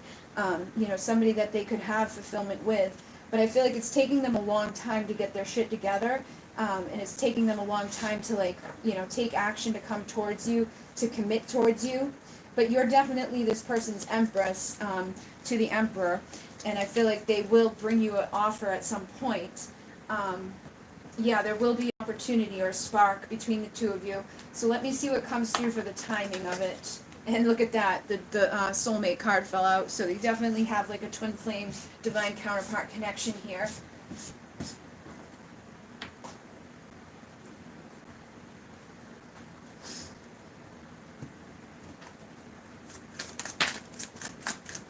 So they're saying, go on holiday, there you'll find your way. I feel like if you take a little bit of a vacation away from like the things that you're normally doing, you know, just give yourself a little bit of a break, and take a little bit of a vacation. There's like going to be clarity, and there may even be communication and action from them. Like if they know you're on vacation or something, they may take action. That happens a lot. For whatever reason, when you go far distances from your twin or your soulmate, they freak out and they like say shit to you. But right now things are out of alignment, so the mission needs a reassignment. So they're saying balance the mind, stop wasting time, you know, don't be procrastinating, you know, go on a little bit of a vacation, balance things out, which is the same message that was coming through with the Temperance card. And I feel like that's going to help you guys to get to where you need to be, to see beyond the illusions, you know, and to channel in the information and the frequencies that are needed to help heal this connection. But yeah, you know, use your intention, use your ability to manifest, you know, use the portal energies that we have right now to help you, and just try to balance things out within your mind. Don't go into too much darkness, don't go into too much like, oh, everything's amazing and wonderful and I'm perfect. You know, live in a land that's like somewhat there, you know, like in reality. But I feel like you got to realize release your fears, and, you know, realize what they are too. Like, understand what they are, then release them and shift them, and that's going to help you guys. And just know that tomorrow is another day to try again a different way. So whatever's been happening up until now, you know, needs to shift. And then Thanksgiving may be a time where you find enough time has passed where you two can sit together and raise a glass. All right, so let's see what's here. I wanted to go back. Okay, I didn't. Whoa, 59. Thank you very much. Is my SP thinking of me? What's next for me in my love life? Okay, hold on one second. Let me just take a sip of my drink.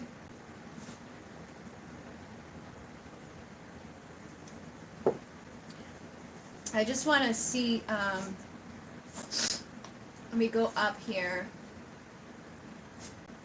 Yeah, I don't want to miss anybody, so I'm going to go up, and I just let you guys know that I do see you, so I know I got that one. And then I got that. Okay, so Quinn and Heather, I see you guys are together. I'm going to do this one I have right here, and then I'll do Quinn and Heather, and then I'm going to do free ones for people. So, is your SP thinking of you? Is SP thinking of you?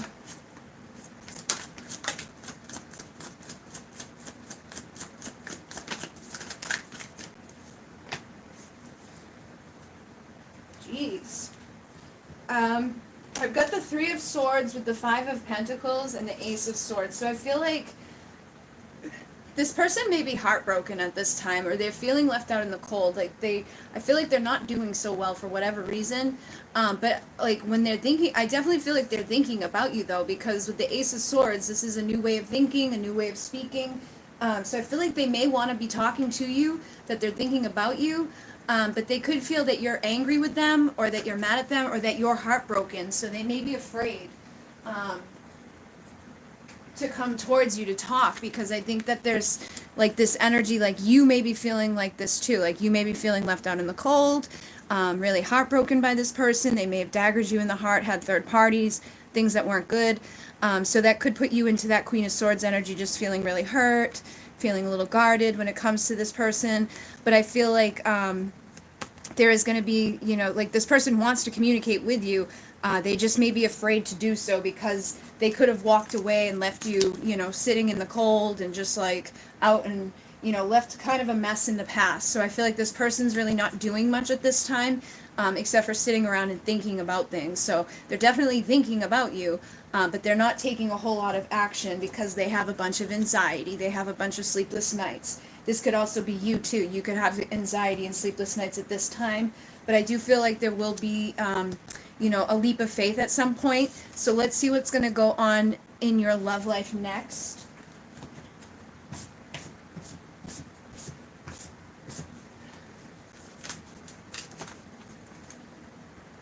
All right, there's the Four of Wands. So I feel like there will be something good that happens. Four of Wands is Twin Flame 11-11 union. We also have the Hanging Man. So again, what's going on right now, I feel like, is that this person's thinking a lot, but they're going to see things from a new perspective. They're going to have that moment of clarity where they are like, oh, you know what? Like, what I've been doing isn't so good. Like, I should probably change things up a little bit, you know, stop thinking these certain ways. I also feel like they see you as the Nine of Pentacles. They see you as single, sexy, confident, beautiful, independent, you know, somebody that they may want to communicate with, somebody that, you know, they're you know, attracted to, somebody that has their shit together, basically, somebody that's good in the material world.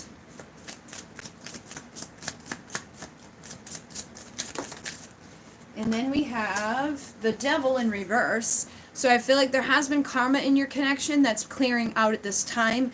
Things that have been blocking you guys from coming together, maybe clearing up at this time, because Lovers is on the bottom of the deck. So this is your perfect partnership. This is like making the decision to come together in union.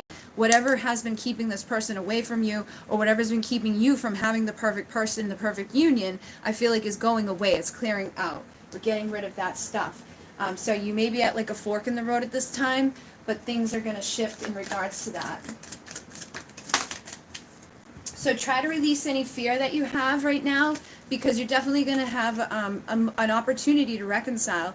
You know, somebody may get creative in the way that they're going to approach you, but try to release any fears that you have, or any, you know, sadness or anxiety that you have on your side, because I feel like once you clear up on your side, it's going to help the person to clear up on their side, and then they can release their fear about coming forward, about reconciling in this, you know, connecting with you and just communicating with you. Yeah, be this Queen of Wands, be this single, you know, be the sexy, warm, magnetic queen that, you know, attracts in her loving offer, her person that is the perfect, you know, person, that be in that sexual, you know, vixen energy, ready to have victory, ready to have all of the things come true, ready for your transformation, ready for your wishes to come true, which is the union. So I feel like you're not too far off from your union. It's just that we need to block away this anxiety and these fears, you know, then get into that chariot and head towards your victory. And your person may be a little guarded at this time, but I feel like they will open up and they will communicate, or they'll bring you a valuable new beginning. Yeah, like the spark. There's going to be an ace opportunity. There's going to be some sort of opportunity to communicate and to connect with somebody that you've already connected with, but the burdens that have been there, that have been carried, need to be dropped, energetic and physical, so that somebody can take the leap of faith into the future, and somebody can bring their clear communication around to you. So when the cold winds blow, that's when you'll know. I feel like you're going to start figuring things out this winter. And you have fall equinox. So fall equinox, expect a transformation by the fall equinox. Fall equinox card says, when darkness is fighting to overcome light, expect the rebirth of death into life. So death is a rebirth, okay? Something is going to happen by the fall equinox, and I feel like winter is going to be a big time of transformation for you. And the energies that we're in right now, 888 Lionsgate, is helping for expansion, to help you to see results, and it's helping to awaken the infinite possibilities. So everybody that's here on this live, this is here for you right now. You know, this 888 energy is helping us to all see results, all of us to awaken that infinite inside of us, and for all of us to expand. All right. So, Quinzel, you feel very stuck in your life. Any advice? Thank you very much, Quinn. So let's see, you're very stuck in your life. Any advice? So we've got the Ten of Wands. So the Ten of Wands is somebody that's carrying around this burden, okay? And I feel like this is something that you've been doing. You've been carrying around this heavy burden, energetically, physically, mentally, spiritually, emotionally, all those things. And you need to drop it. I feel like you're at this point now where you can't carry this anymore. And I don't even think some of it's yours to carry. You may be carrying other people's burdens, feeling bad for people that, you know, needs help, or just feeling bad in general for people. And sometimes that can become too much for empaths. So I feel like now is the time that you're going to be learning lessons that are going to help you to, like, see things clearly, like to do the hard work for yourself, to help have healthy boundaries, and to, you know, clear away those burdens that you've been carrying. So it starts within the mind, it starts within the feelings, and then it ripples into the physical world around us. So what are you thinking about? You know, what are you allowing into your mind? What are you allowing to take from your peace? What are you feeling due to those thoughts? And what are you, you know, having happen as a result of those thoughts? So if you're feeling like I'm stuck, you know, or you're thinking I'm stuck, that's what you're going to see. But if you start thinking, I'm open, I'm free, I'm wild, I'm amazing, I'm doing all the things I want to do, that's what you're going to do. If you start feeling much better about that stuff, then, you know, things are going to get better. So feel that spark inside of you, feel that energy of the Queen of Wands, that magnetic, like, charismatic queen that gets shit done. She goes after what she wants, and she's, you know, able to manifest, and she's, you know, the entrepreneur. She gets everything going. She's on fire. She's passionate. She's driven.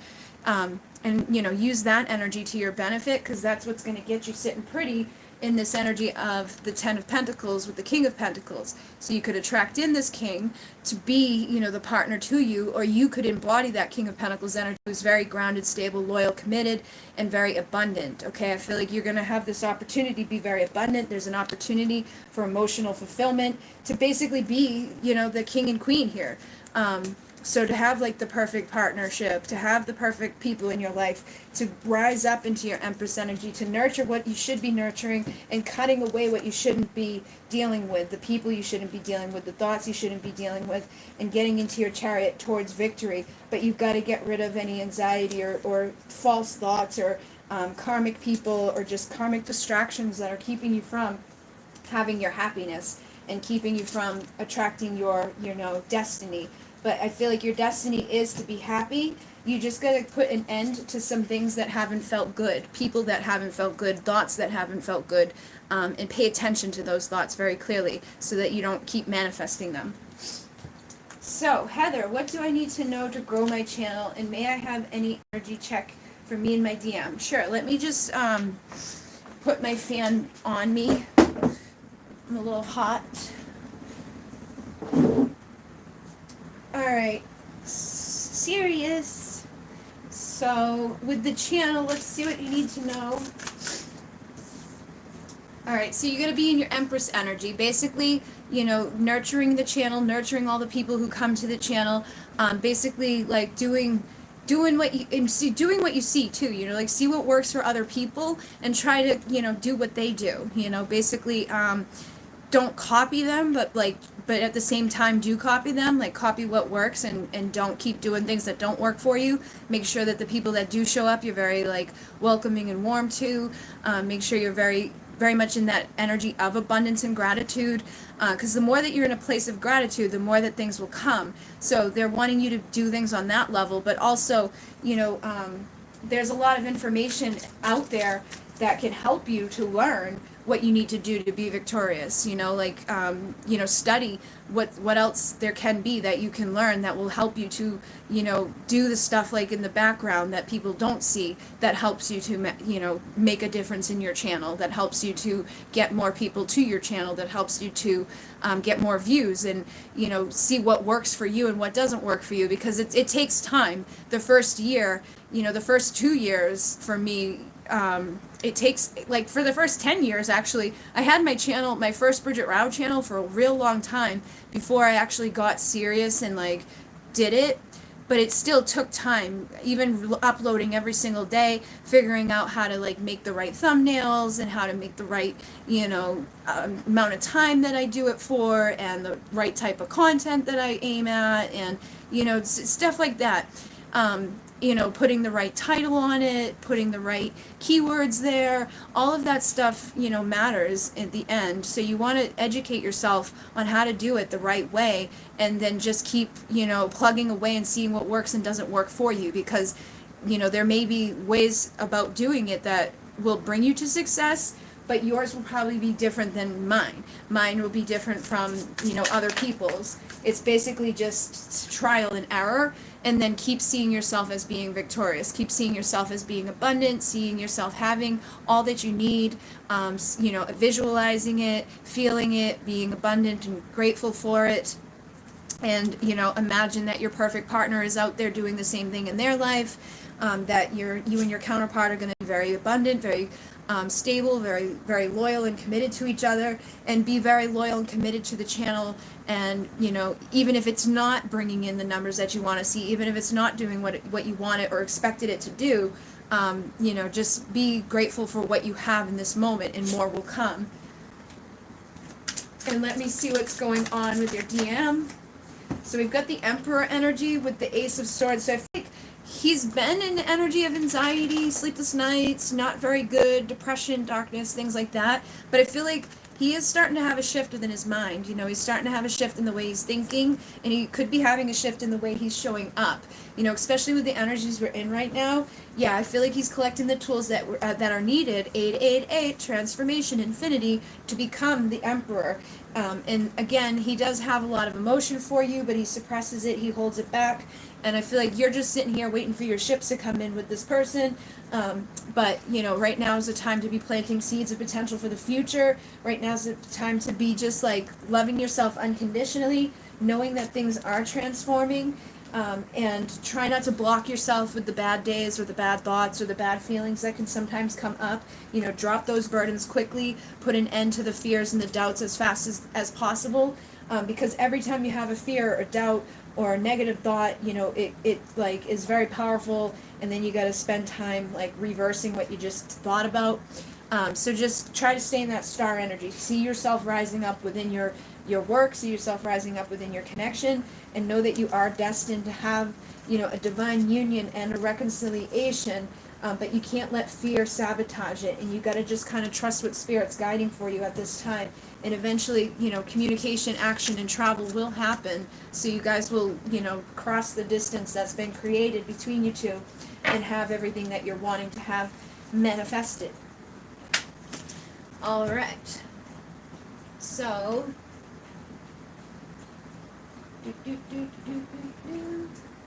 thank you very much, Christy O'Brien. Will you read for Jim Carrey and I? Second donation. Okay. So let's see what's going on for you two.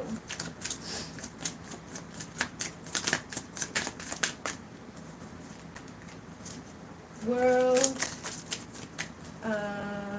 Queen of Cups, and the Death. Hold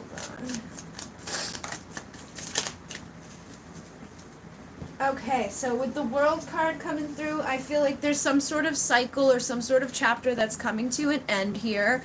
You know, it's like, could be a good time here to really be focused on your self-love, like how much you're filling yourself up, basically your unconditional love that you have for yourself, the unconditional love that you have for your person, and just know that things are transforming.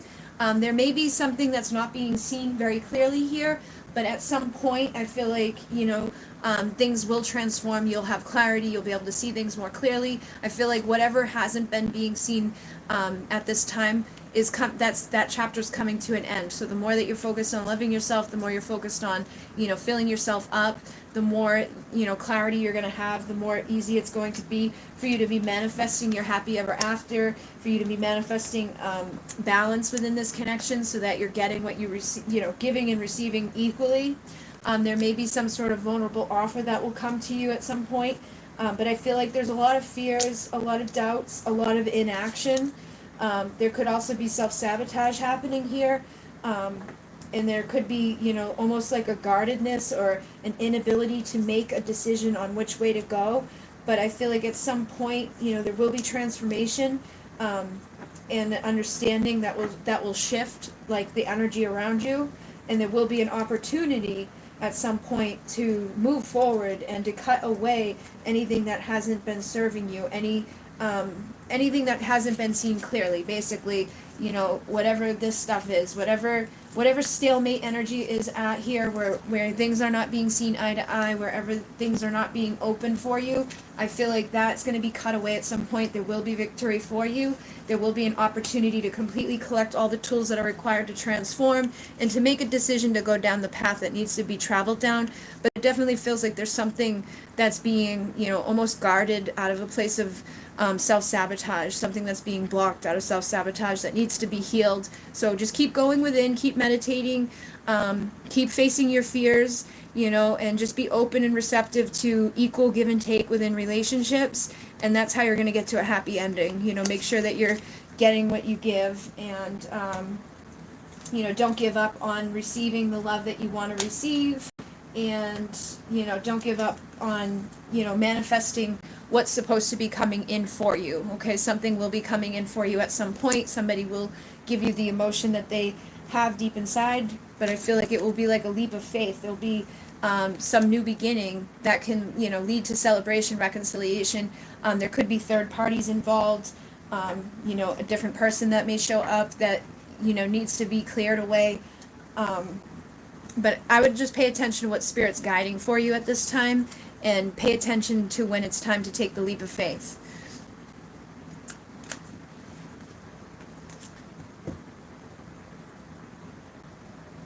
Okay. What is he feeling and thinking about me? So anybody who's been thinking, what is he feeling and thinking about me? Let's see what's going on for you guys.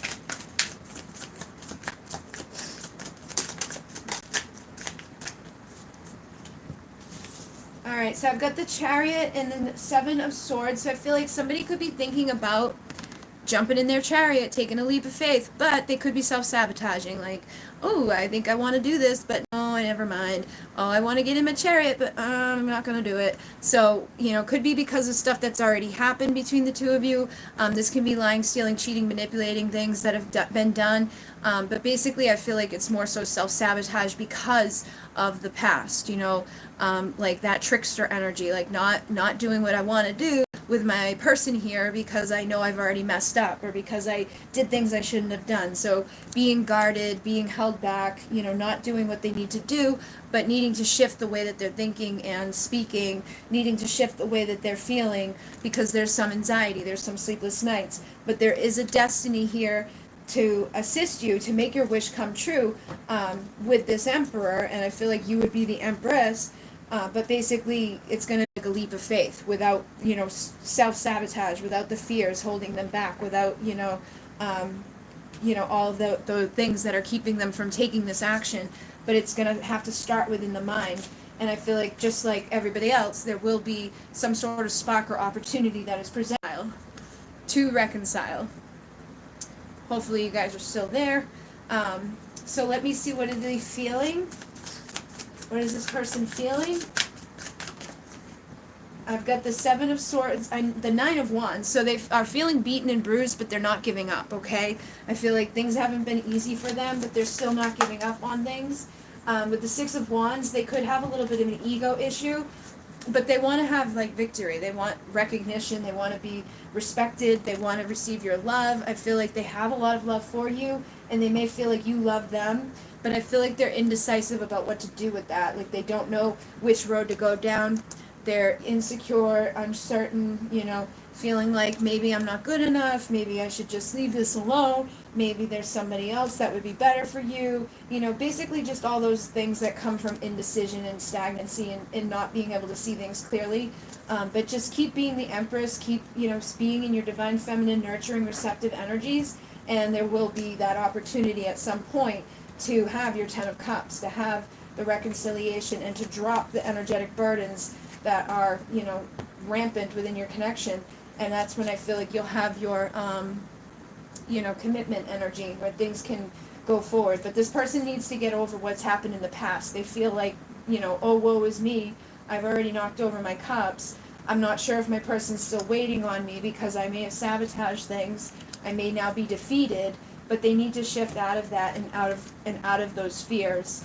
And, you know, basically just transform. So that seems to be like the theme tonight, is people need to get out of their head, out of their fear, out of the anxiety, and into a place of transformation.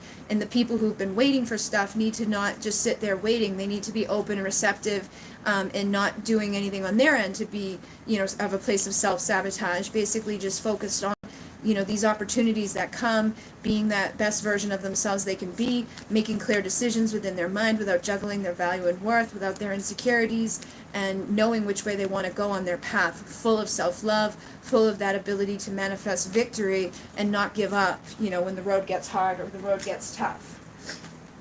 Okay. So, let's see.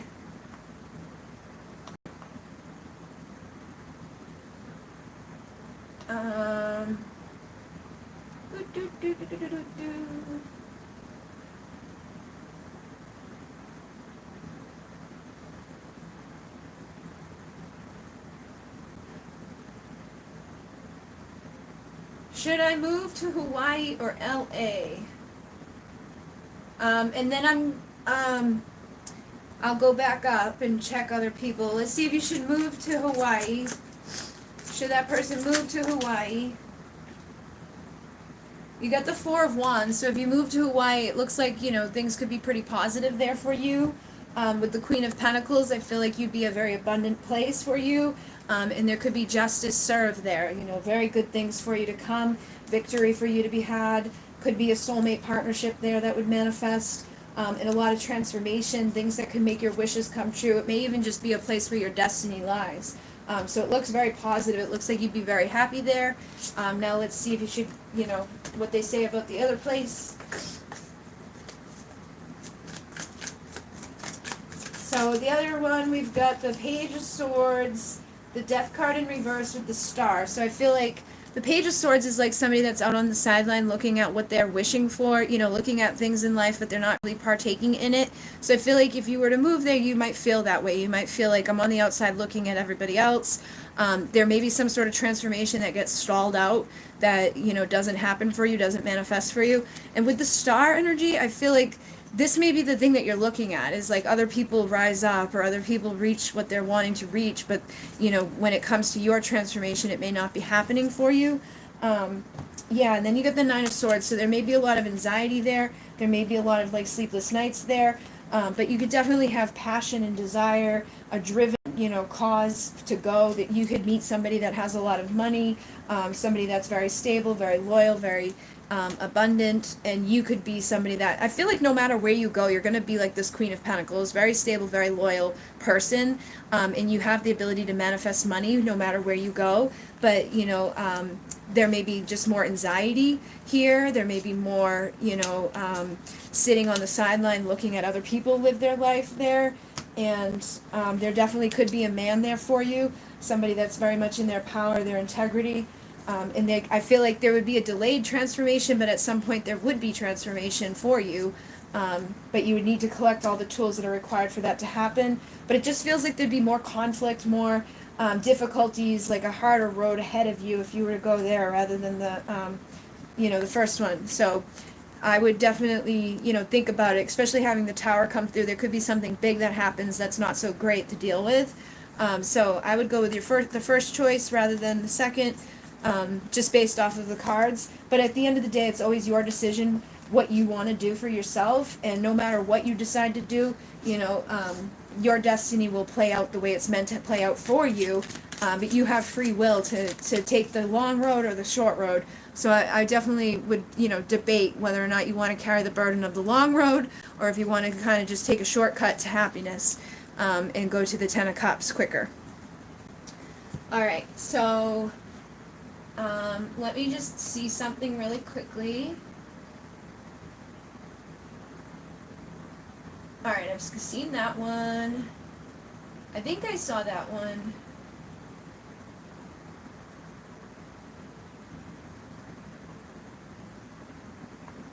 Somebody wants to know what their twin flame is thinking about us. What is his decision and how long until he makes a move? So anybody who's thinking that, like, what is my decisions? What is my twin flame thinking about us? This might be for you. We've got the Justice card coming through. We've got the 2 of Cups coming through. So I feel like this person wants to have justice with you. They want balance with you. They see you as like a twin flame. They see you as somebody that is like their divine counterpart, their spiritual partnership, somebody that they have that telepathic connection to. But I feel like they also have insecurities and doubts. They also have some, like, maybe they have some secrets, or they're just feeling like there's secrets. They just feel like there's something there.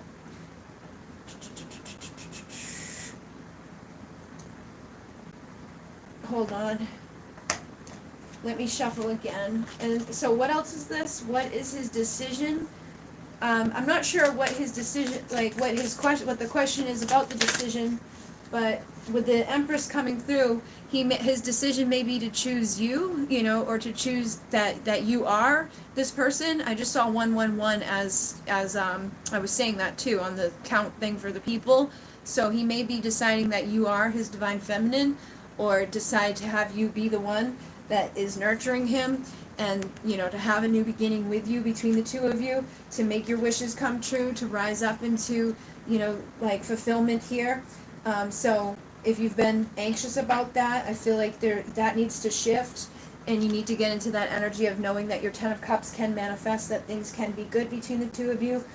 Drop the burdens, drop the conflict, drop any feeling or fear of competition, any sleepless nights, any anxiety that you're holding on to, and just embody the pre-Empress energy, like that single, sexy, confident, independent version of yourself that's choosing, the path for yourself, that's going to walk away from indecision, walk away from sadness, walk away from anything that doesn't feel good, into a time of reconciling. So I feel like you guys will decide to reconcile.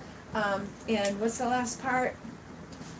How long? Let's see what comes through here. So it says impatient, just like that, they will be back. And you've got the one you miss will come for a kiss. So if you've been impatient, you've got to get rid of that energy, because the one you miss will come for a kiss, and they'll be back just like that. But you've got to stop being like, when? When the moment you stop wondering when, the moment you stop waiting for it to happen, the moment you release your attachment to outcome, that's when they're going to show up.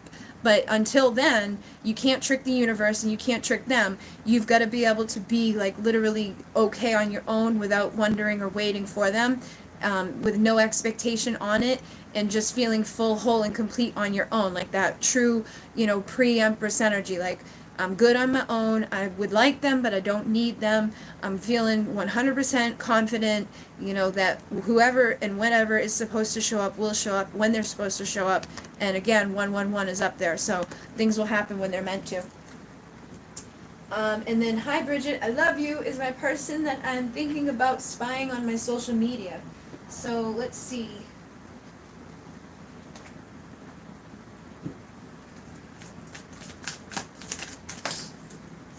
We got the 4 of Wands, which I feel like is kind of confirming that question, and something just, oh my goodness, look at the card that flipped is right in front of the spire. So, and it's a justice card. I feel like this person is definitely looking at your social media accounts. I don't know if they're like, you know, full on spy mode, like weirdo mode, but I definitely feel like they've looked, okay? Because he's the one that does that. He's the one that wants to send you a message on Facebook or Instagram or whatever the hell, you know, social media account you got. But sometimes they don't. They just look. So I feel like this person is doing that, yes. And I feel like they are thinking about union with you with the Four of Wands coming through, which again, I feel like was just a confirmation that they are, you know, thinking about you, looking at you at this time. And with the Seven of Pentacles, this is a time to be planting seeds of potential for the future and, you know, collecting the things that are going to be happening and manifesting for your future.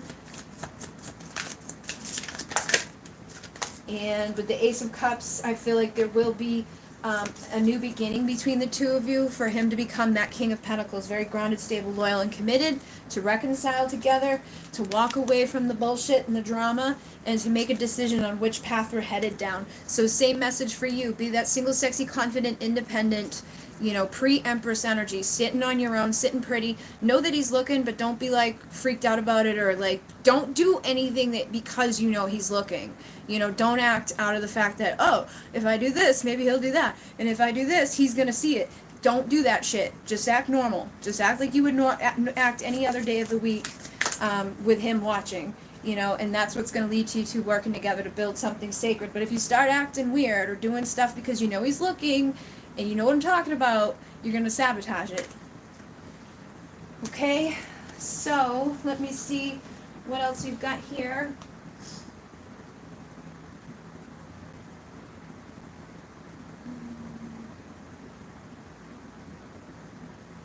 I'm going to take somebody that didn't pay real quick. BC Cooper. It was way, way back towards the beginning. Yes, if you did something like that, just put your question down in the thing so that I can find your question, because there's too many comments for me to be just reading comments.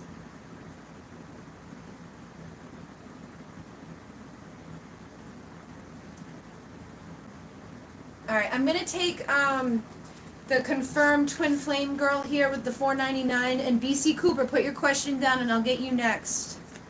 So, confirmed Twin Flame, and I'm so tired. I've done a lot of work. I'm losing hope. I'm hurting bad. Should I walk away? Libra and Pisces.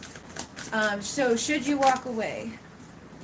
I've got the High Priestess here, which tells me that you need to go within and you need to figure out, like, on your own what that answer is for you.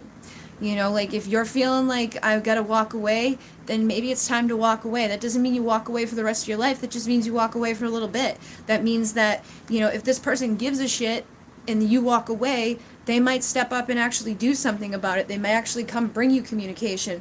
But if what's going on right now isn't getting you anywhere except for making you feel like shit and making you feel sad, then, you know, walking away from that, you know, walking away from those feelings, walking away from that dynamic would be very, you know, good for you, most likely. But that doesn't mean that you're giving up on the partnership. That doesn't mean that you're giving up on your soulmate or your twin flame. It means that you're giving up on this no communication. You're giving up on this, you know, lack of truth and integrity from the person that you're dealing with. You're giving up on being, you know, beaten down and bruised and burdened. You're giving up on what's holding you back from things manifesting. You're truly embodying detachment and letting go, which a lot of times helps people to rise right to where they wanted to be when they do that. And it helps the person that you're dealing with to get motivated and inspired to actually get off their ass and do something before they lose you, and to get moving so that they can come in and give the love offer that you deserve. And if you decide to walk away and they don't step up into that energy of being more committed, more loyal, and more stable, then somebody that, you know, has that clarity, somebody that's going to be divine masculine will show up to give you what a true divine masculine is. But you can't be afraid of that. You got to be open to, you know, receiving what you deserve. You deserve love. You don't deserve to be sitting out here in the cold, you know, feeling alone and miserable. You deserve somebody that's going to show up for you every day and all day to make you feel like your wishes are coming true, and to help you to rise up into this light, and to, you know, get you out of this energy of feeling defeated and feeling alone and just feeling like ugh. So I would listen to your intuition. Get rid of any insecurities that you're holding on to. Know that it is a good time to be planting seeds of potential for the future, to be patient, with yourself, and to balance out your passion and emotion. And that's what's going to lead you to clarity. You're going to know, should I or shouldn't I, on your own. But you've got to come from a place with clarity within yourself. So try not to come, don't make hasty actions or hasty decisions when you're all pissed off or all sad or whatever's going on inside of you. Don't be like, I'm done, because the next day you might not be. You got to make a clear decision and then clearly follow through with it. And that's what's going to, shift your energy, which will shift their energy. Usually when you decide, I'm done and I'm pulling myself out of this and I'm going away, they feel it. And if they care, they will show up. Give them a couple of weeks though. Don't be like, they didn't show up. And don't do it just because you want that to happen. Don't walk away just with the hopes that they come towards you. Walk away for you. Walk away because you're done being afraid, done being alone, done being scared. Put out what you deserve. And that's what's going to lead to clarity. That's what's going to lead to having a divine masculine in your life. That's what's going to lead to truth, is when you're in your truth and your integrity with what's right for you and giving what you receive. If you're giving too much energy and time and effort and all of that right now and you're not getting any of it, then it's time to stop giving to it. And I do feel like there could be a reconciliation between the two of you, but you've got to make that decision to reconcile with yourself and to do what's right for you. Put yourself first and support yourself first and love yourself first before you give all your love, energy, and attention to someone else. And that might be what pushes him to come in and bring you communication and be more, loyal and committed and stable to you. Okay, so I definitely feel like you have that answer inside of you. Try not to get stuck into illusions or distractions when you're coming up with the answer to that. And just, being on your own for a little while sometimes is what's needed. Is just thinking, not thinking about anybody else, not wanting anybody else. Just focus on you, focus on your career, focus on manifesting abundance into your world, focus on being the best version of you can be. That way you can attract the best version of someone else to show up and be there with you. You might get to the point where you look back and go, what the hell did I ever think about wanting to be with that person to begin with? You could get to that point if you work on yourself enough and heal enough inside, but I feel like at some point they're looking and watching and wanting to, speak to you anyway. So if you stop sitting there sad, and also think about that too, if they know you're sitting around sad, miserable, they ain't gonna show up. If you're out living your best life and doing things and having fun, they're more likely to show up and want to communicate with you then than they would if you're just sitting around insecure and sad and upset all the time. So, would you want to go hang out with someone that's like, I'm unhappy and I'm not sad? Be happy, go out, live your life, be good, and that's when your perfect partner will come show up and be there with you. Okay, so any message from DC, let me see if I can find BC. Where is she?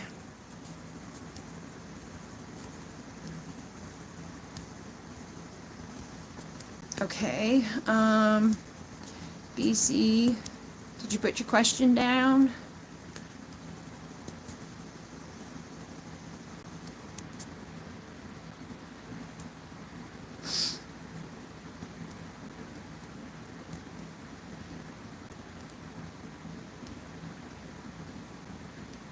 Alright guys, and I'm not going to be doing any more donations because I got to get off of here. I've been on for 2 hours now, so when people pop on, just let them know no more donations, no more donations, no more donations. I'm not seeing BC Cooper's question. How many people are on here? Where are all these questions coming from? BC, did you put your question down for me? No specific question, just anything in general. Okay. Alright, let's see what comes through for you.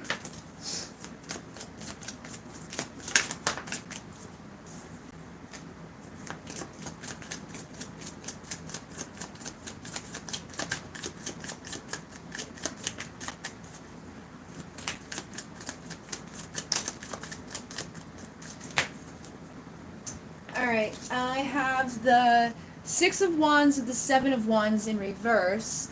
I also have the Fool and the Two of Wands, so I feel like there's an opportunity that you can have, like, you know, victory, the good things coming for you, but like you may be blocking yourself at this time, or like whoever you've been dealing with, there could be a block there. But I feel like there's going to be like an opportunity for a leap of faith, but you got to make a decision on which way you want to go. You know, like I think you got to make a clear decision for your path. Like, do I want to go this way or do I want to go that way? Just so you know, guys, no more donations, okay? I don't know who's saying click the $sign in the comment box, but no more donations because I'm gonna be going off.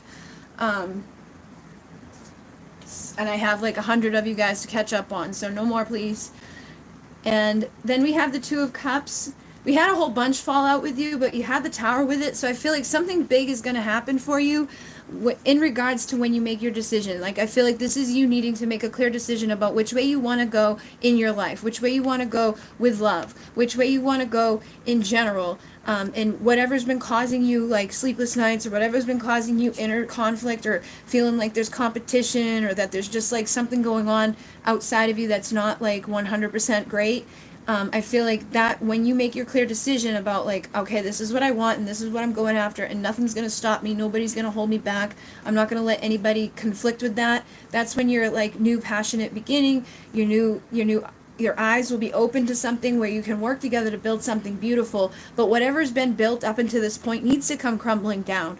You know, like I feel like things have been put together that are just kind of like not the best, you know, like there's a little bit of this, a little bit of that, a little bit of this, but it's like shaky, and the foundation hasn't been built well, so that has to crumble down, and then you can work together for a new beginning, a new opportunity, without the sleepless nights, without the anxiety, without the conflict, without the uncertainty, without all of this stuff that could be blocking you from manifesting like your divine love, and from manifesting just like having what you're wanting in your life to begin with, having clarity in your life, having illumination to see things very, you know, clearly, and putting an end to like indecision, putting an end to any pain, putting an end to anything that's been karmic or toxic or just hasn't been serving you. I got a wicked sharp pain in my head right now when I said that. So pay attention to the sensations that you're feeling. Pay attention to what's going on around you. Paying attention to what signs you're getting, and you know, paying attention to what spirit is pushing you to do. Who spirit's pushing you to cut away, or what spirit's pushing you to cut away. Because I feel like there is some stuff that's been put into your foundation that's not good for you, and you know it, but you haven't cut it away yet, or you've been, you know, allowing people in that you maybe shouldn't allow in, or allowing things into your mind that you shouldn't allow into your mind. And then once you clear that stuff away, you'll be headed towards your victory. You'll be ready to drop the burdens and just move forward without the self-sabotage, without the stuff that could be, you know, manipulative, or people who have been hurting you or harming you in any way. And taking that next level commitment to yourself is what's going to help to turn this energy around, so that you can fight for your future instead of be blocked against it. And you can drop those burdens that have been holding you back, and just manifest what is good for you, and what is true for you, and what it is that you do want. I also feel like you need to cut something up, like cut away like cords and energies to people from the past, the people that you may have been with romantically in the past that, you know, like just didn't serve you, you know, people that you don't want to be with, whatever, you know, connection you have to them, like you may have kids or something with somebody. I feel like those cords need to be cut too. Even just with your kids, you know, if you have kids, cut cords with kids, cut cords with everybody that you know, anybody that you've ever dealt with, because it's going to help to clear away energy that's not yours, and it just resets stuff. It just resets what's going on around you. But I feel like cords need to be cut to help you to learn your lessons, and to help you to like be reset within your energy. Just because I keep seeing that Queen of Swords show up, so I feel like you need to be cutting away maybe people out of your life, certain people or certain things that, you know, you think because of certain people. Yeah, we got the devil coming through. So I feel like there's somebody or something in your life that needs to be cut out, you know, something that's keeping you from fulfilling yourself and like loving yourself unconditionally. You know, it could even be causing you to self-sabotage, or think you're not good enough, or think, you know, things that are just not good, that come from insecurity, that come from doubt. Instead of working together to build something right now, I feel like things are getting blocked because of doubt, because you don't feel like you're good enough, or you're not strong enough, but you are. You have all the strength that you need to move forward, and you need people that are giving to you, that are going to like show up for you, that aren't going to be, you know, causing you any doubts or insecurities. And this could all be stuff from your past. You know, these could be people from your past that caused you to feel that way, people that, you know, are no longer there present in your life, but lessons that still need to be learned from.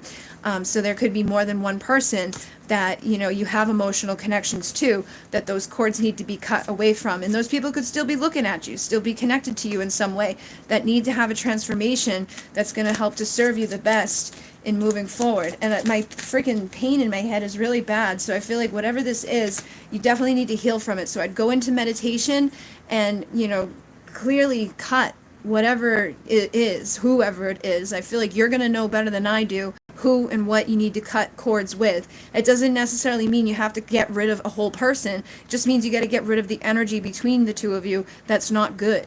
The energy between the two of you that's karmic and, you know, toxic, so that a valuable new start can happen between you and the people in your life. And, you know, like, just have a reset, a fresh reset. So sometimes people get afraid of cutting cords with their kids or their lovers or their, you know, parents or whatever.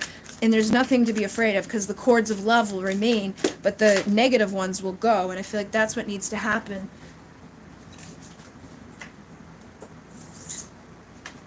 And now that I said that, the pain in my head is gone. So maybe that's what it was. So basically, get rid of the illusions, get rid of the distractions. Know that you do have somebody out there that you know, is the right one for you. Just be that sexy, magnetic, charismatic person that you can be, and try not to allow outside energy be conflicting with what it is that you're wanting for your future. And, you know, just stay grounded and loyal, committed to yourself, and that's how you're going to be abundant and beautiful and, you know, ready to clear away the distractions, the illusions, and anything that's been blocking you from your opportunities to have, you know, that spark and that passion in your life, to have justice in your life, and to get rid of the karma that could be, you know, blocking you in any way. Okay, so let me see here.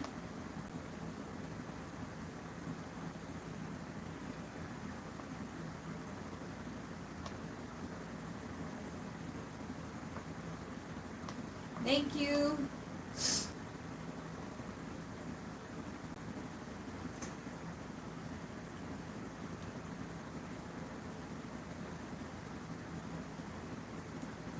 I just want to find where I was so that I don't miss anybody. So I've done that and I've done that. So let me take one of you guys that didn't pay and just see.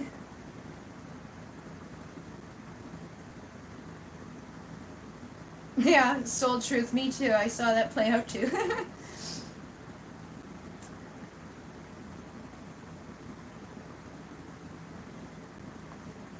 Alright.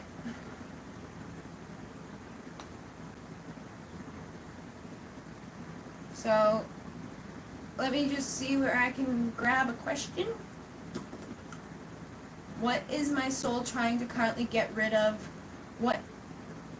I just heard a phone ringing in my head. Like a house phone though. Like a old type of one. Somebody's phone ringing.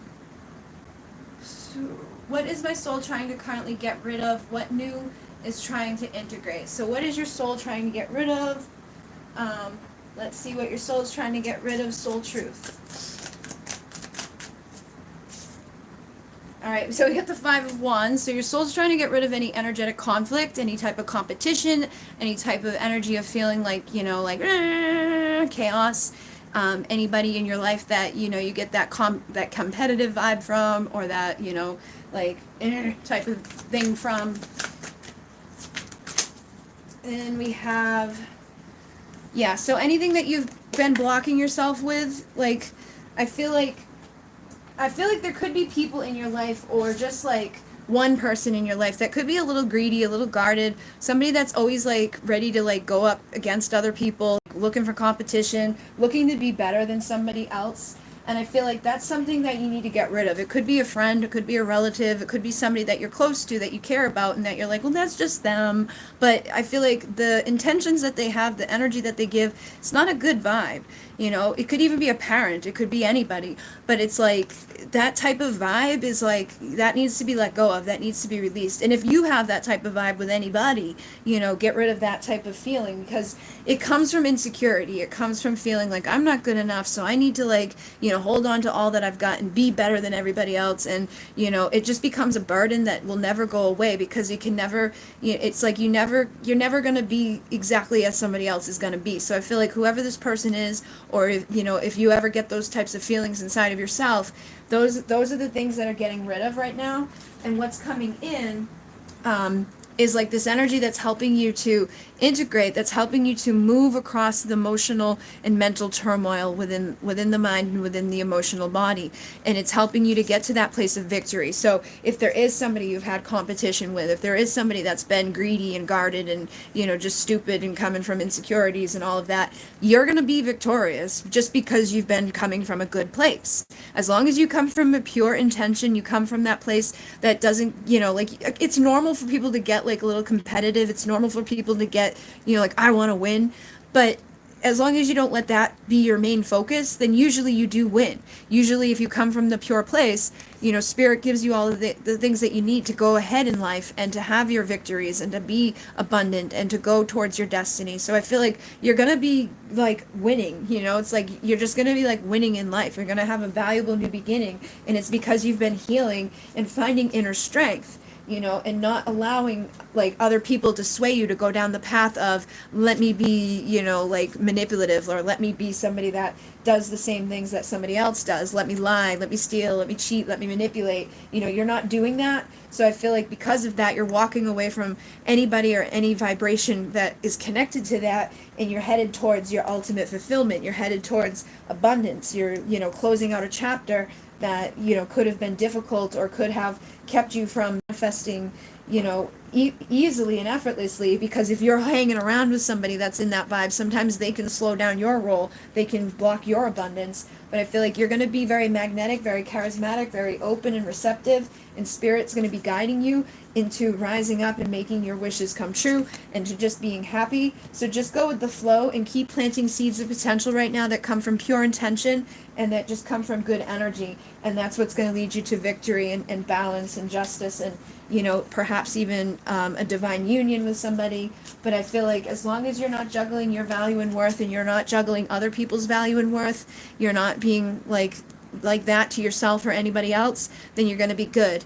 It's time to clear away karma and karmic people so that you find the right people to work together with, to build with. So just reflect on that too. Like if you don't know exactly who it is, like when I talk about it, then reflect on who it might be, but also reflect on what your wishes are and reflect on what your perfect partnership looks like. And then just come into this time of temperance, you know, balancing out your passion and emotion, being very patient with things, and knowing that stuff is going to come to you at the perfect moment in the physical world.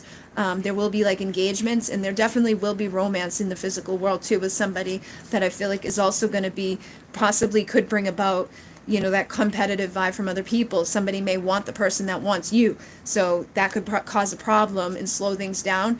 But I feel like you're definitely going to have to make a decision to maybe get rid of somebody or something that's just causing defeat, that's just not good, not coming from a good place. It comes from a place of, ugh, like, you know, they just want it their way. So, let me get a drink. All right. And, what is he hiding or afraid to tell me? What is he hiding or afraid to tell me?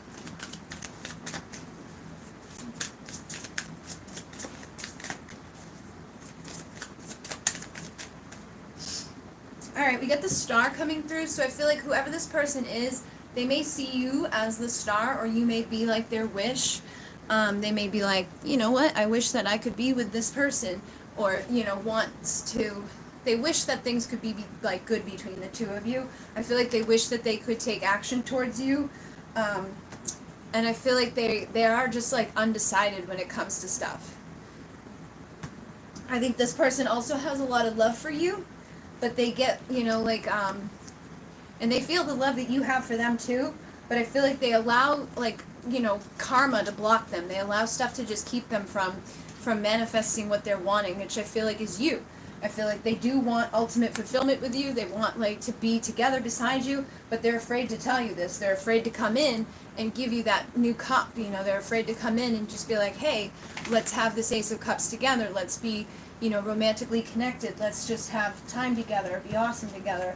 So I feel like there was a painful ending, and now they're just undecided about what to do about it. But they do see you as their perfect partnership. They see you as this like perfect person. And they may be getting creative in how they're going to approach you. But I definitely feel like, yeah, like you're like the dream come true. You're like this wish for them, but they're just afraid to let you know that. So let me see what else they have to say. Yeah, so it's like you're the Empress. You're like this Empress to them, the person that's very nurturing and loving and open and receptive. You're like the Divine Feminine. They would like to work together with you to build something sacred, but I feel like they just kind of self-sabotage when it comes to that. But they do, like I said, want ultimate fulfillment. They want the Ten of Pentacles. Like, you would be the perfect partnership for them to have all of those things with. You know, the home you've always wanted, the life you've always wanted, the dreams that you've always thought of. And they do have a lot of emotion to give to you, but they're not giving it to you. You know, they're holding it all back. So I feel like this person's like on the outside looking in. They could be checking your social media. They could be looking at the stuff that you share, and that they are a part of your destiny, but they just don't let themselves like come forward. But I do think there will be a transformation, and you've got the 8 energy coming through here, so the Lionsgate could be a good time for you guys to transform what's going on in this connection and to transmute whatever energies have been blocking you, so you can get to your, you know, King of Pentacle type of vibration with this person, and you can have that Ace of Cups with this person, so they can become more grounded, more stable, more loyal, more committed, and you can have that time where it's like, yay, things are good. All right, so Rosie, you sent in $4.99. Let me see if you sent a question.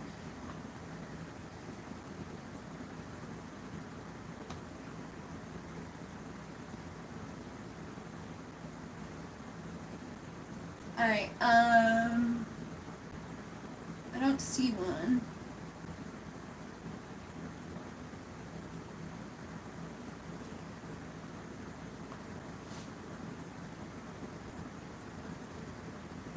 All right, so let me go back.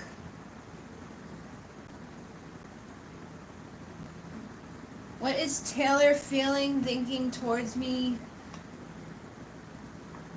Oh, you did do one. You just didn't do it the first time, right? What is Taylor thinking? What is Taylor Fail thinking towards me? What's next for us? So what is he? All right, anybody who's asking what is he feeling and thinking, and what's next, you can probably take these messages. Like I said, most of the people who come to these come for a reason.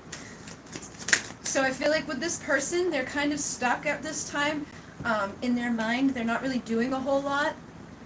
They're in the Hangman energy, which is somebody that's like, they're stuck, but they really don't need to be stuck. Like, they just perceive themselves to be stuck.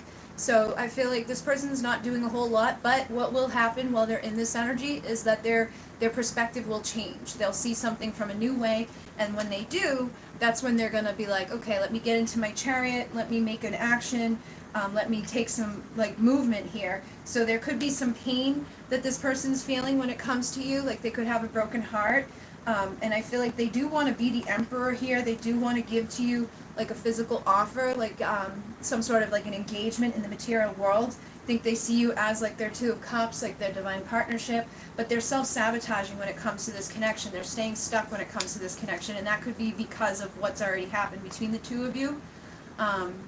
So basically, he does have a lot of feelings for you. I feel like he does care, but he's just not, you know, doing anything out of doubt and out of insecurity, probably because of what's already transpired between the two of you up until this point.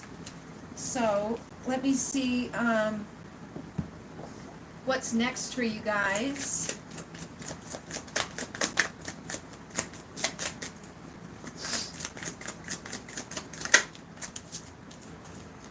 We got the Queen of Pentacles with the King of Wands and the 8 of Swords. So I feel like you're gonna you're going to continue to be grounded, stable, loyal, committed, all of that. You're probably going to be coming into a time of abundance, like manifesting and all of those things. But you're also the nurturer. And I feel like this man wants to come towards you. He wants to be nurtured by you. And he wants to, you know, turn all that energy that he's like dealt with up until now into motivation to pursue you. Okay? But he's afraid. All right? And he needs to overcome those fears. So I feel like he will, because he's going to mirror you as the King of Pentacles, all right? You're the queen, he's the king, and I feel like once he overcomes his fears, that's when he'll step into alignment to be the king that sits beside the queen. But right now, he needs to overcome those fears and those doubts.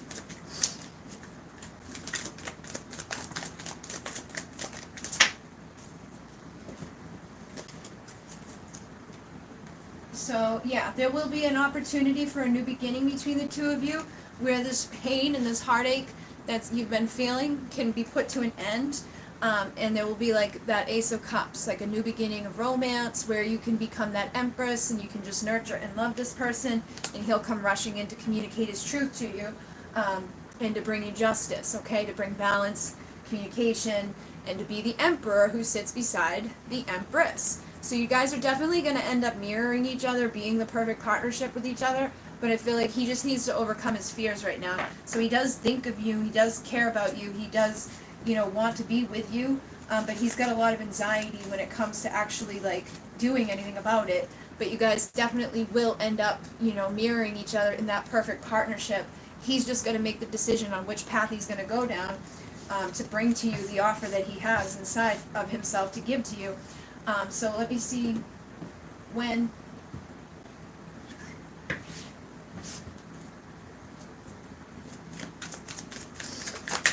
You got 222, Twin Flame, Divine Partnership, and Soulmate. So I feel like pay attention to the number 222, because that's going to be giving you a lot of signs and synchronicity about this person.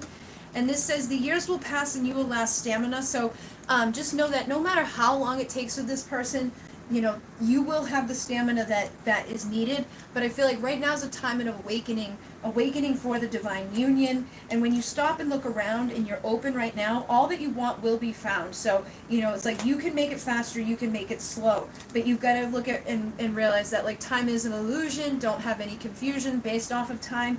And then, you know, open a book and take a look. Educate yourself on how to be the divine feminine, on how to be that Empress energy, how to be receptive and open and nurturing, because that's the type of energy that's attracting him towards you.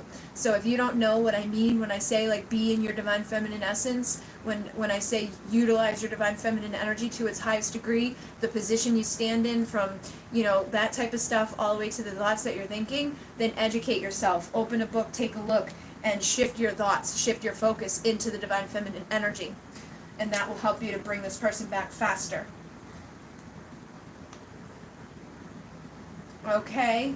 What advice does my spirit guides, angels, starseed family for me to pursue my life's purpose? Alright, so I'm going to pull out the Soul Purpose Oracle here.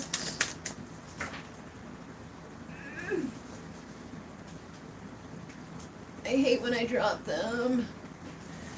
Alright, I've got Memory Maker. Your lived experiences are unique and meaningful. Share your stories with others.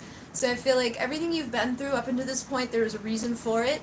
And there's unique stories that you have inside of you to share with the collective. You also have Jewel Maker, which is like crafting, creating, and working with crystals. So I feel like you have the innate ability to work with crystals. And you also have a nature spirit, so connecting and communing with the nature spirits will help you to understand what you're supposed to be doing for your purpose, for your career, and all of that. So going outside and connecting with nature is going to help you to get the information that you need. Sitting and meditating with crystals is going to help you to get the information that you need. You know, just looking at your lived experiences, the things that you've been through, is going to help you to understand yourself on a deeper level. And then you are an earth angel. You're a guardian of the earth and her children. So there's, like, you know, a good reason for you to be here is to protect the earth, all of the beings on the earth. And you also have committed to a sacred union on this planet. Okay, so you have a divine counterpart or somebody you're meant to be with on, you know, in this lifetime. And with Crystal Activator, you intuitively connect with and retrieve information from crystals, is what I was just saying with this energy here of the crystal jewel. So you definitely want to be working with crystals at this time because they're going to give you a lot of information. And if you don't know what to do, you basically just sit there with the crystal in your hand, close your eyes and meditate and ask questions. You know, ask the crystal where it's been, what the information it is that it's holding, and trust what comes through. You can either write it or speak it or, you know, just feel it. But basically, you know, work with the crystals because I feel like those are going to help you to understand, you know, your life's purpose. And that could be your life's purpose is to like create crystal jewelry or to create, you know, automatic writing that goes along with crystals, to sell wholesale crystals, and basically just have something to do with crystals. Like automatic writing is a great way to connect with them and to get the information that's inside of them because it's taking information, it's taking frequency, decoding it, and delivering messages and teachings to other people. You could do that with the crystals. Be like, okay, this is kyanite, that's from Atlantis, and it was working with the High Priestess, and this is going to help you to speak your truth, and, you know, write a little story that goes along with it, and, you know, wire wrap it with a piece of Lyran Starberry crystal, and now you have something that speaks their truth and amplifies their connection to the Lyran Masters and guides, and then boom, there you go. That's your job, you know? So do what feels right to you to do, but I feel like working with crystals would be something that would help you in your, you know, purpose, whether you do 3D job or a spiritual job. We also have the Cosmic Ocean, Portals of Infinite Wisdom with the whales, okay, the wisdom of the whales. So I feel like the energy of Sirian energies, Sirian dolphins and whales would be something that would be helpful to you at this time to understand what you need to know, to awaken, to pay attention to synchronicity, and to get the information that you needed to get. And there's Sirius, which says release emotions connected to lower vibrations. So they're connected to the Sirian energy. So I feel like working with that Sirian energy is going to help you to release emotions and vibrations that you shouldn't be working with at this time or shouldn't be holding on to. And then you got both of my no cards. So you need to be having healthier boundaries and saying no to people and knowing that no is a full sentence. You don't have to explain. You can just feel like, I don't want to do it, so I'm not doing it. And that's it. You don't have to keep explaining to people or keep doing things. You know, just no is no. And that's it. And I feel like once you start saying no to stuff that you don't want to do, things will get easier for you.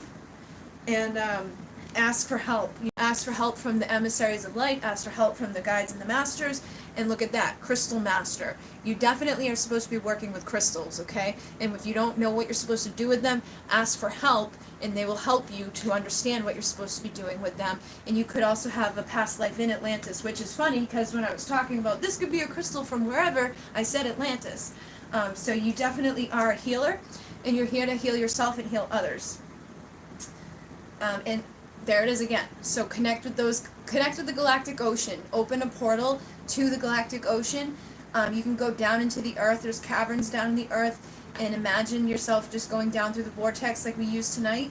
Get into that cavern, which has a portal inside of it. There's like these caverns down in the earth that has water in it, and some of them have portals in it. Get into the portal and go into the energy that will take you to the dolphins and whales, and they will give you the information that you need to know about your life purpose. But you just need to trust what comes through and receive the guidance that they're giving to you.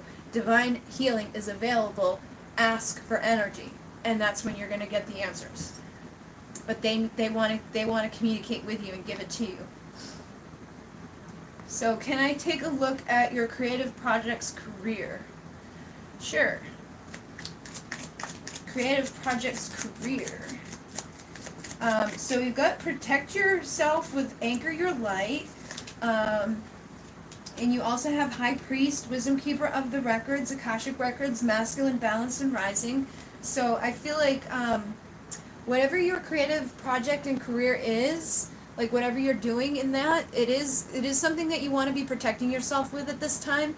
You know, like protecting yourself from outside people, like people who would steal your ideas, people who would take your stuff from you. And then with this energy, I feel like you are balanced and rising right now. Like there's ideas that are going to be coming in from the Akashic records, ideas that are going to be coming in from like your higher self, that there's a lot of wisdom inside of you and a lot of wisdom that you're going to be channeling into your projects. And when you use the vortex, like I use the vortex for everything. Like when I open the vortex, I open the vortex to create my candles. I open the vortex to create my sprays. I open the vortex to create my cards. I open the vortex to create my healing sessions, my readings, my everything I do.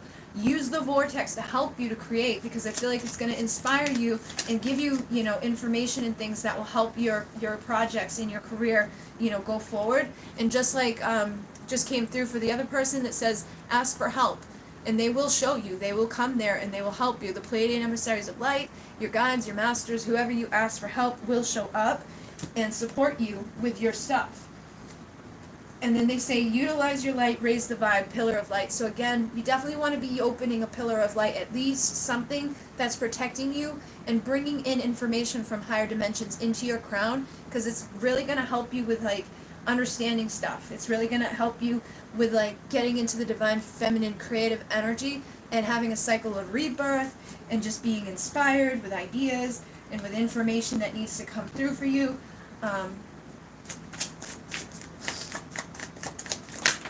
We also have the Wave Maker and Fae Spirit. A spirit of Fae has the eyes to see where they stay.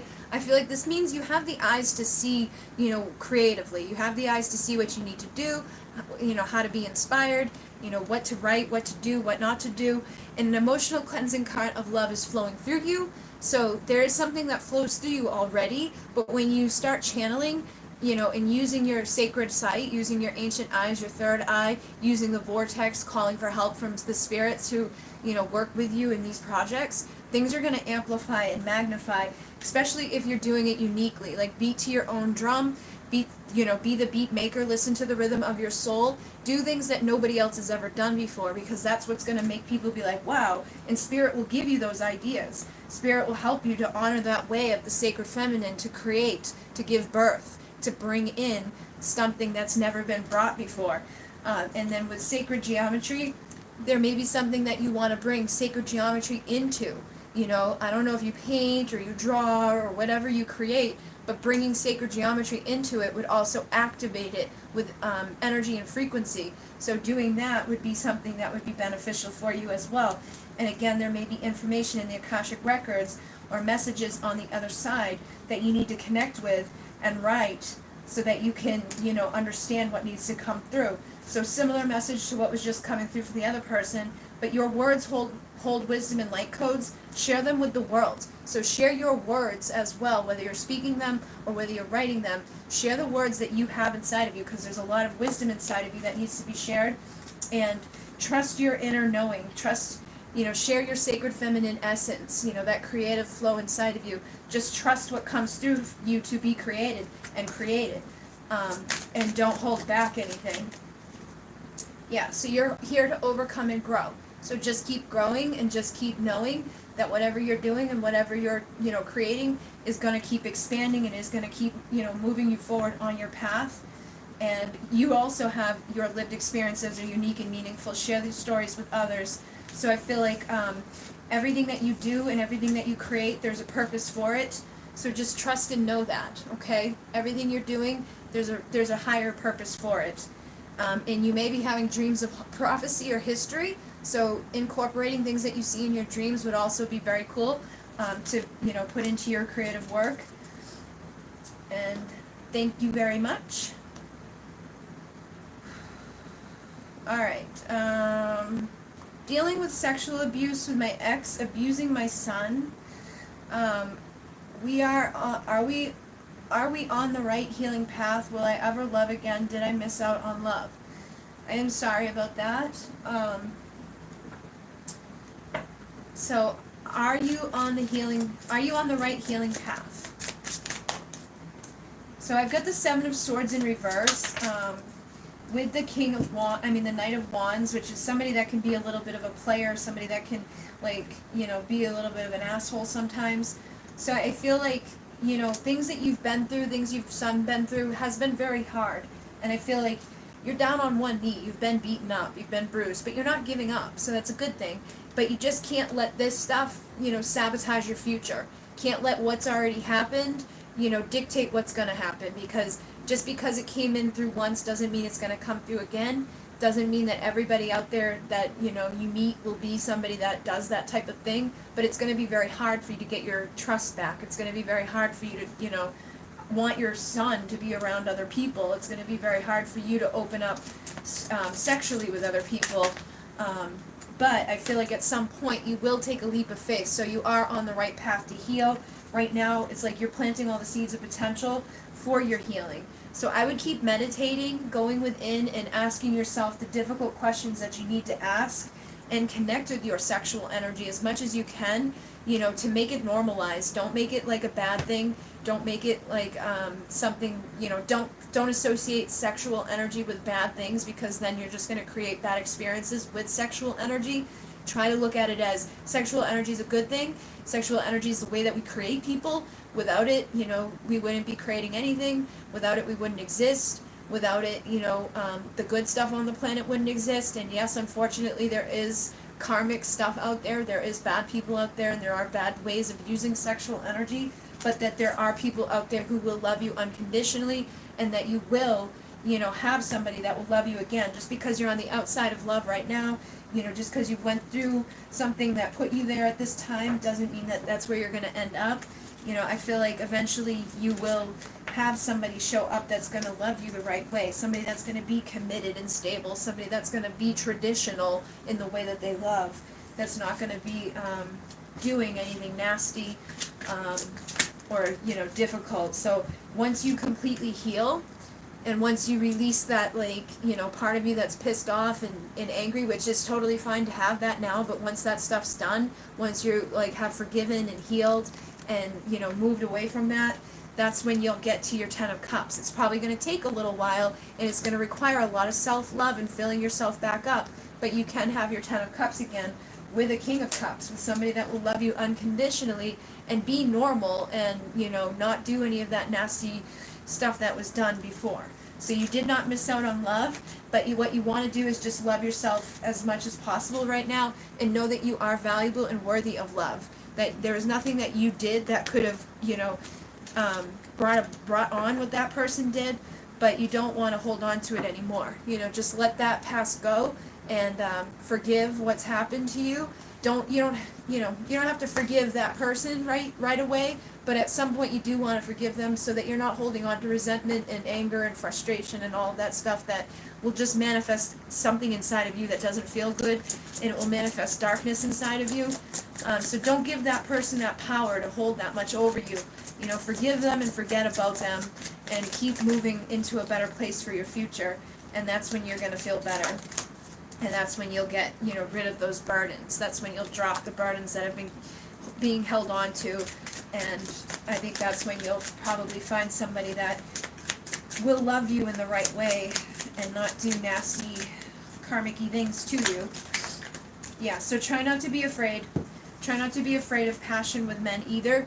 Don't let this like freak you out when you try to be intimate with somebody else, because it's probably gonna. So you're gonna have to find somebody that's, you know, patient with you and understands where you're coming from.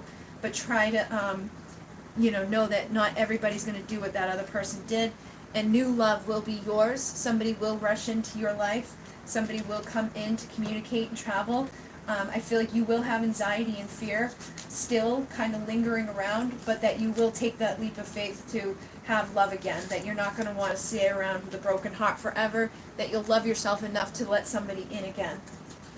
So hopefully that assisted. Alright, okay. So hopefully that's, let me see if there's anybody else here that donated.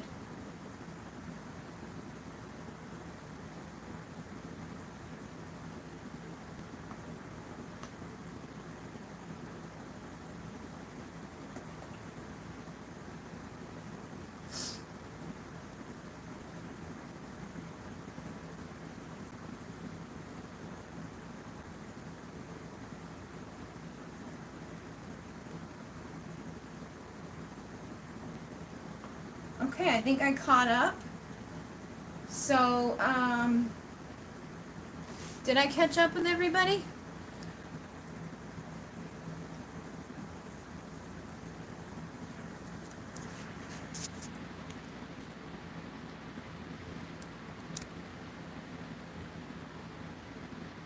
I think I did.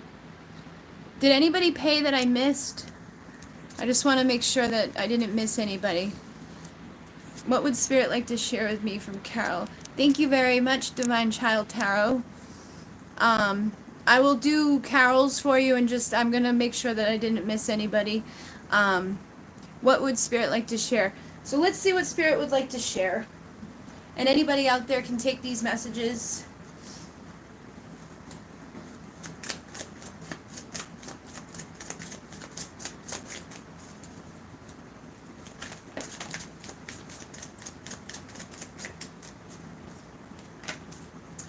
Alright, so we've got the Devil and the Queen of Wands. So I feel like there could be some karmic energy surrounding at this time. There could be somebody that, you know, there could be some just karmic energy in general. It doesn't have to be a person. It could be an addiction. It could be a belief system. It could be anything that is of the darkness that comes from, you know, fear, that comes from anxiety, that comes from whatever, that keeps you from manifesting your desires, that keeps you from chasing after your dreams, that keeps you from going after, you know, your goals and things that you want in life. So I feel like it's time for a transformation. And something was flipped in the deck, it's the page. So I feel like it's time for you to get vulnerable and authentic and, you know, to do what you want to do, to go after what you want to go after. You know, don't hold back. Start planting seeds of potential for your future and drop any insecurities or doubts. And that's what's going to lead to people with their divine unions. That's what's going to lead to people with the right careers. That's what's going to lead to people with their right emotions. That's just what's going to bring people into alignment with a solid foundation beneath them when they, you know that the Ten of Cups can be theirs, when they know that emotional fulfillment can be there, you know, when things are filling for you. I know, the Devil and Queen of Wands do match up very well, their pictures. So it's time to take that next level commitment to yourself. It's time to be like more stable, more loyal to yourself, and to be more, you know, committed to what it is that you're wanting to have at this time, what it is that you're wanting in your life. If people have been indecisive about anything, it's time to make a decision to put to end that chapter of indecision. It's time to get clear about, okay, this is what I'm going to do. Sometimes we can think about a million different things at once, or a million different people at once, or a million different ideas. And, you know, it's like, okay, which one of those ideas feels the best? That's the one I want to go with. So then we can close the chapter of indecision and we can take that leap of faith towards a new beginning, a new chapter that's going to be, you know, with that stability, that's going to bring us to fulfillment, that's going to have that solid foundation beneath it, so that we don't end up having tower moments, that we don't end up tearing things down in our life. There's a spark every moment and every day that we can take or we can leave. And it's like this moment is the moment for you to be like, okay, this is the one. This is the moment that I'm deciding to do what I want to do, to get rid of this conflict, to get rid of the competition vibes, to fill up with value and worth for myself, to stop self-sabotaging, and to be in my power, and to attract people who are going to mirror me and match me in my power. Like, nurture and pursue things in my life that are good for my life, that are good for me, and that fulfill me. And I'm going to think in a new way, and I'm going to speak in a new way, and I'm going to do what feels good for me to do.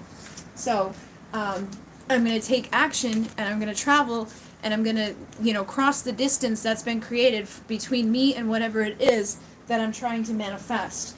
I'm definitely letting go of that fear and just going towards a new tomorrow where I'm going to learn my lessons, I'm going to heal from my lessons, I'm going to reflect, you know, on my things that I'm wishing for. I'm going to see things from new perspectives, and I'm not going to give up when the going gets tough. I'm just going to keep going. And that helps you to manifest the right people into your life, the right experiences into your life, and elevates you up in your life with your relationships, and, you know, brings you to ultimate fulfillment, brings you to the Ten of Pentacles, where you manifest everything you've ever wanted, the person, the dream life, the destination, you know, all of those things that go together with this. That's how you get there. And for some of you, it could be reconciling with people. And for some of you, it's like, you know, just a celebration. You know, it could be a reconciliation with a person from the past, or a reconciliation with yourself, or reconciliation, you know, just with celebration again and having joy in your world.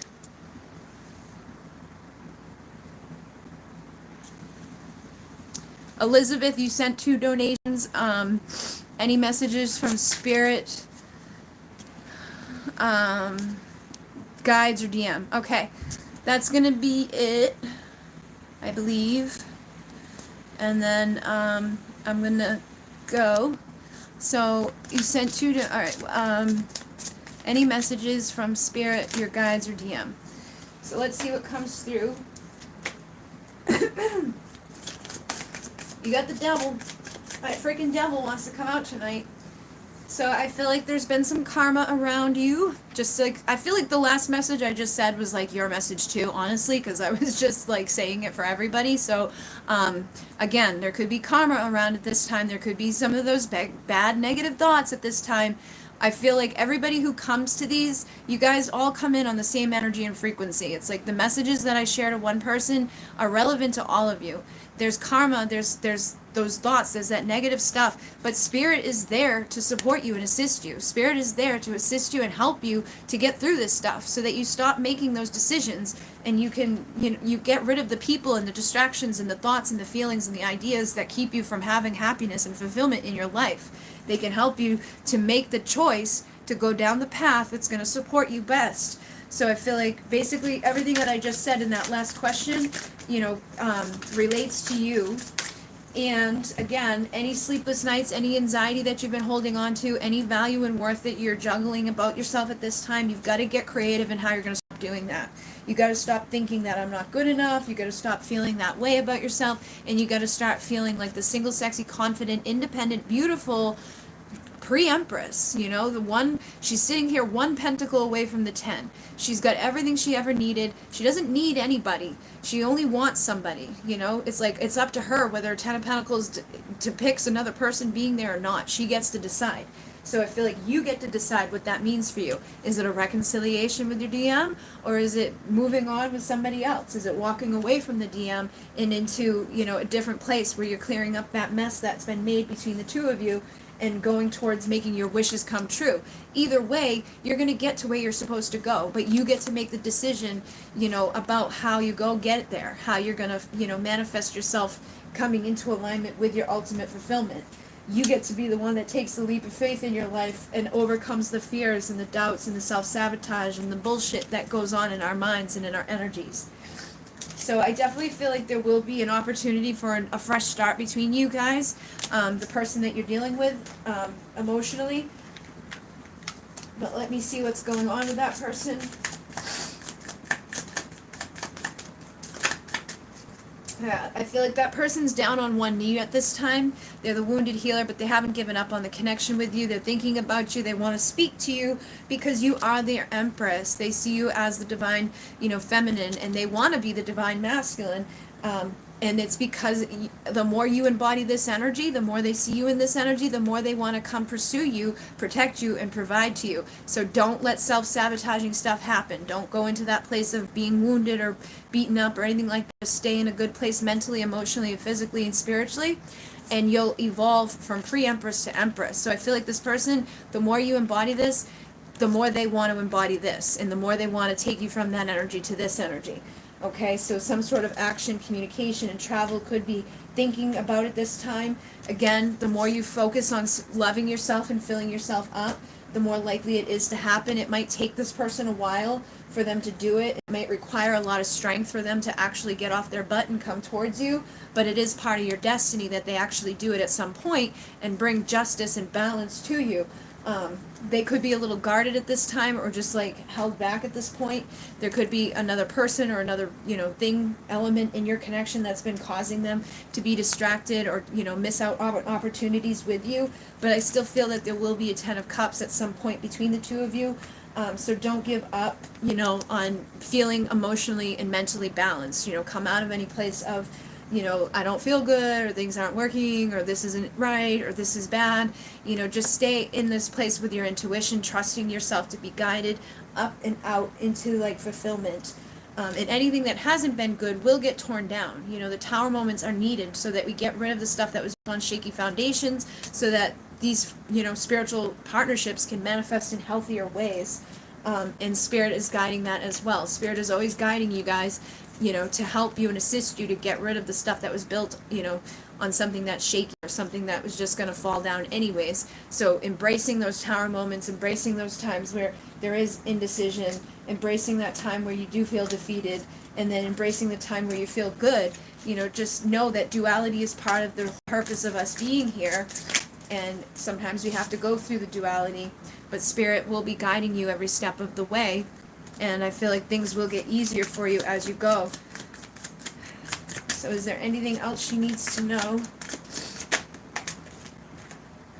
Yeah, the Seven of Wands. So I feel like there's also a part of this person that is willing to fight for you, or is like, kind of knows that you're waiting for them. And I feel like if they were to think that you're no longer waiting for them or waiting for your ships to come in with them, that may push them to want to come towards you faster. If they're just sitting around thinking like, I don't have to really do anything because I know this person's sitting there waiting for me, it may take them longer to get off their ass and come towards you.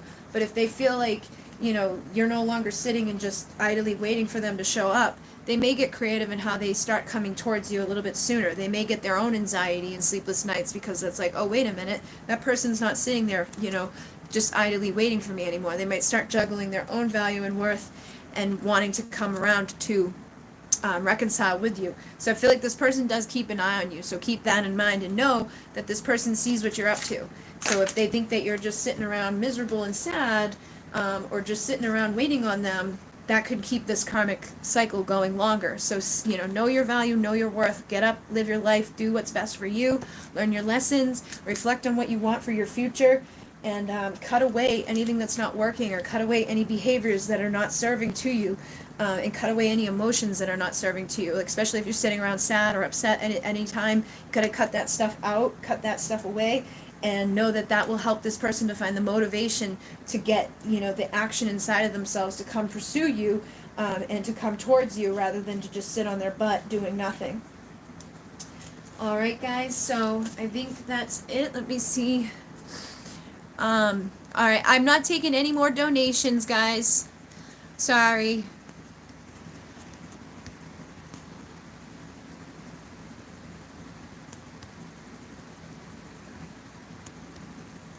Thank you for the donation, Divine Child Tarot. Thank you for the donation, Huda. I will answer the should you move on part, but no more donations, guys. No more questions, because I've been on here for 3 hours and I was coming on for 2. But thank you very much. All right, so the last one is should you move on? We got the Two of Cups. So I feel like this is your spiritual partnership. Even if you move on, there's probably going to be a part of you that doesn't move on.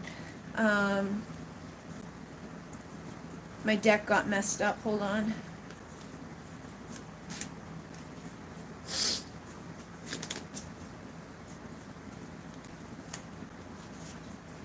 Alright. Alright, so should she move on? We got the Nine of Wands, which is about not giving up. So I feel like, try not to give up on the connection either. I feel like moving on is a fine thing to do, but I feel like there's still a part of you that's not going to. I feel like you're just asking that, should I move on? But even if I was like, yep, 100% move on, this person's bad for you, you wouldn't. So, you know what I mean? Like, there's a part of you that can't. It's not that you don't want to, it's not that you might not try to, but I feel like you literally can't. So there's almost something that's like blocking you from moving on completely, because I feel like this is something that's a significant soul connection, and I feel like there's a part of you that just can't give up on them, but that it's like they're a part of your ultimate fulfillment at the end of the day. Like they are the person that you've always wanted, or the person that you would always want. They've probably broken your heart. They've probably done something that's like, left you feeling bad, but there will be justice at some point. I feel like there will be a leap of faith in the future, and, you might miss that opportunity with this person if you're too focused on things that have already happened, or too focused on other people.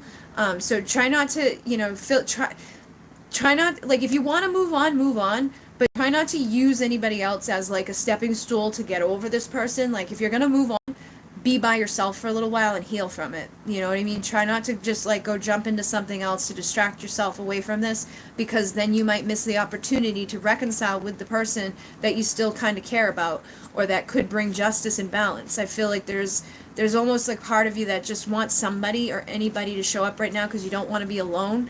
And I feel like that's not going to work out well. You know, if you want your emperor, if you want the divine masculine, you want somebody that's worth having in your life, you've got to be the divine feminine. And sometimes that requires being on your own for a little bit and really working on yourself, working on your energy and filling yourself up, you know, being all you can be, like unconditionally loving yourself, embodying all of the queens on your own. And that takes a lot of time, energy, and effort. And I know it sucks. I've been alone for the past 3 years, but it's like after the first year, I'm happy by myself. I don't even want to be near somebody else anymore. I'm like, nah, I'm all set. Just leave me alone.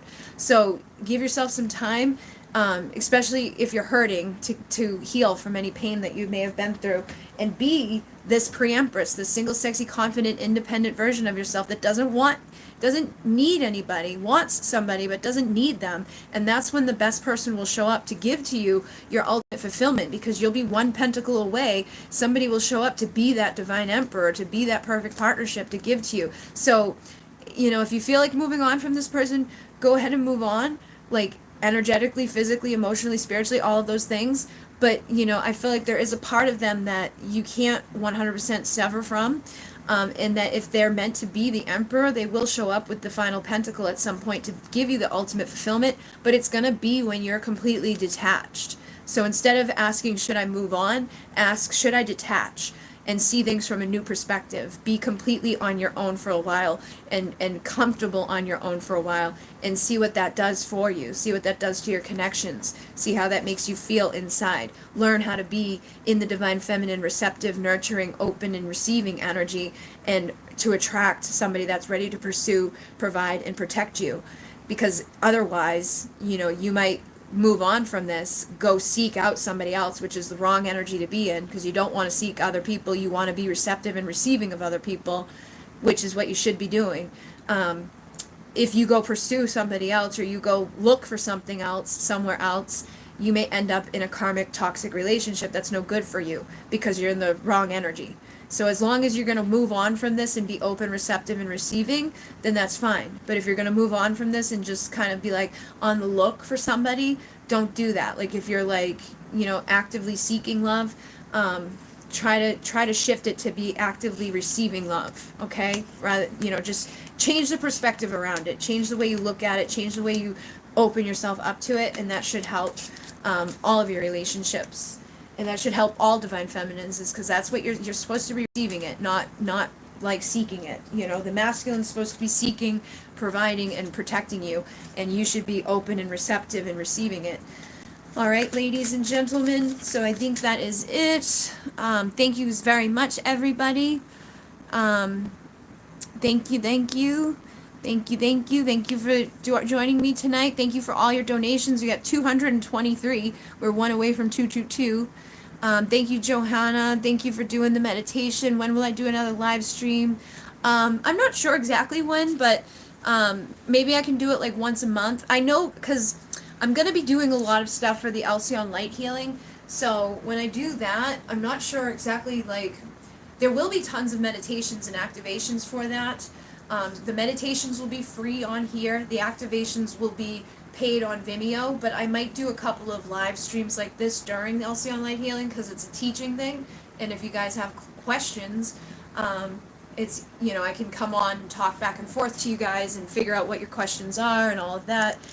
So I probably will be doing live more often. I've got to finish the manual. I've already gotten up to level 5, and then there's 2 more levels to do. And then once I've done those, you guys will be like, you know, very close to having it come out and start.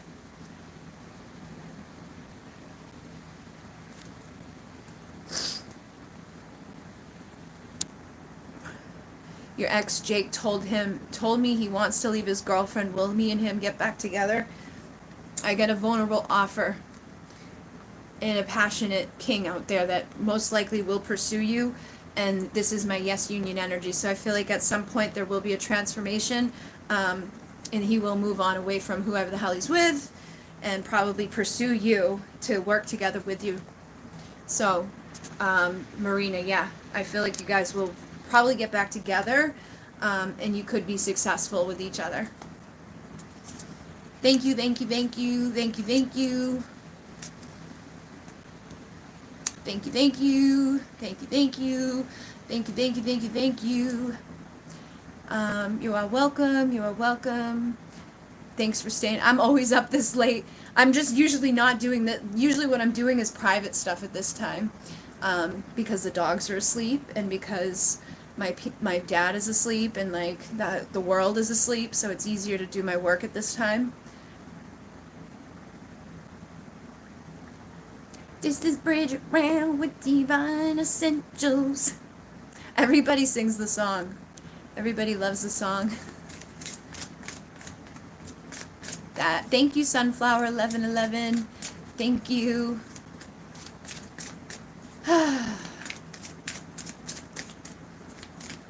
I know people are talking back and forth to each other in here, so I don't want to just like click off and be like, sorry. So I'm like, I don't want you guys to get mad at each other, or get mad at me for clicking off too soon. Love you too, Leanne. I just don't want, I know somebody's like answering questions back and forth. You sing it with me too? It's funny because all the people on TikTok, they all say that. They're like, I sing the song every time. Thank you, Greenie Joy. Good night. I'm not sure who the people were that were talking back and forth.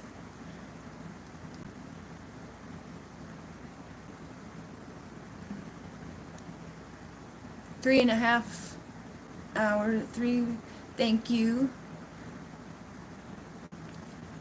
Oh, Lisa Love was talking to somebody. Is everybody okay with each other now?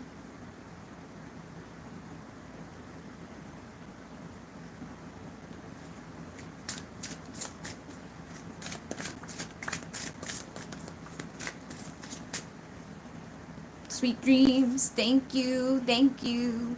Thank you. Thank you. Oh my goodness.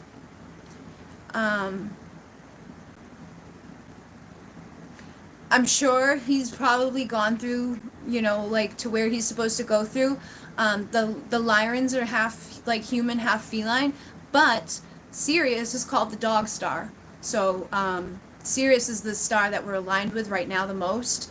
So Jasmine, I'm sure that your dog has gone where it's supposed to have gone, and is totally fine. And I'm sorry that happened. Like when my dog passed, I made a meditation on the Bridget Rao channel that's called the Rainbow Bridge. So if you want to listen to that, it can help you to connect with him.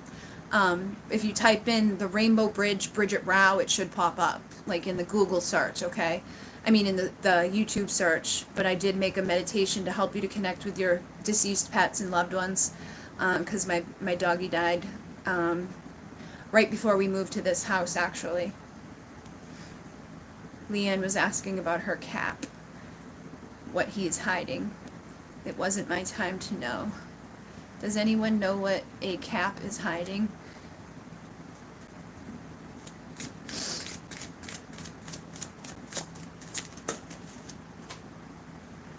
We have the star coming out. He's hiding what he's wishing for. So he could be wishing for a lot of different things. But I feel like he may be wishing for you and hiding that. He'd be having desires for you, love for you, and is, self-sabotaging, defeating himself about it. You have a telepathic connection with him, so you know what he's hiding more than any of us know what he's hiding. And you just need to kind of jump in and trust what it is that's coming through for you. But he's also very guarded and very greedy when it comes to himself. So I feel like when it comes to him giving romantic offers and love and all of that, he really holds back. But because he's doubtful and insecure, he has a bunch of insecurities that he needs to work through, a bunch of anxiety that he needs to work through. So I'd get creative in how you receive from him, and know it might be a while before he actually gives you his vulnerabilities. But you could be like, look into how to make a man be vulnerable, in the right way. Like if you guys talk to each other, there's easy ways to, get him to open up. but it's like a little bit of psychology, so you might want to look into that, you know, and how you're going to communicate with him to get him to open up with you, because I feel like he does wish to open up and have more with you than what he's giving to you, but he just holds it back really well. So if you want to cross that emotional mental turmoil, you know, search that, you know, search the like how to talk to a man that's like avoidant. He's probably got an avoidant personality or attachment style, and men that have an avoidant personality or attachment style close up, and when stuff gets too emotional, they revert away from you. So you being like closed off to him would be he'd be more able to come close to you, but the minute you let your guard down and are vulnerable with him too much, he's gonna run away from you. So it's almost like you gotta like train him to let him know that it's okay to be vulnerable with you, and that you're not gonna be like, I'm in love with you. You know, you're not gonna give him too much, because too much will make him run away. So it's like a balancing act, and it's psychology, and it's a lot of work to deal with.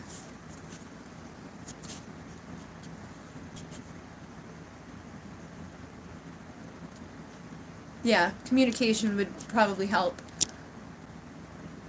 Yeah, the more you stand in your power, the further away he gets. It's probably going to be that way. If you get cold and mean with him, see what happens. Usually when you get cold and mean, they kind of are like, wait a minute. So that can show you if it's an avoidant thing.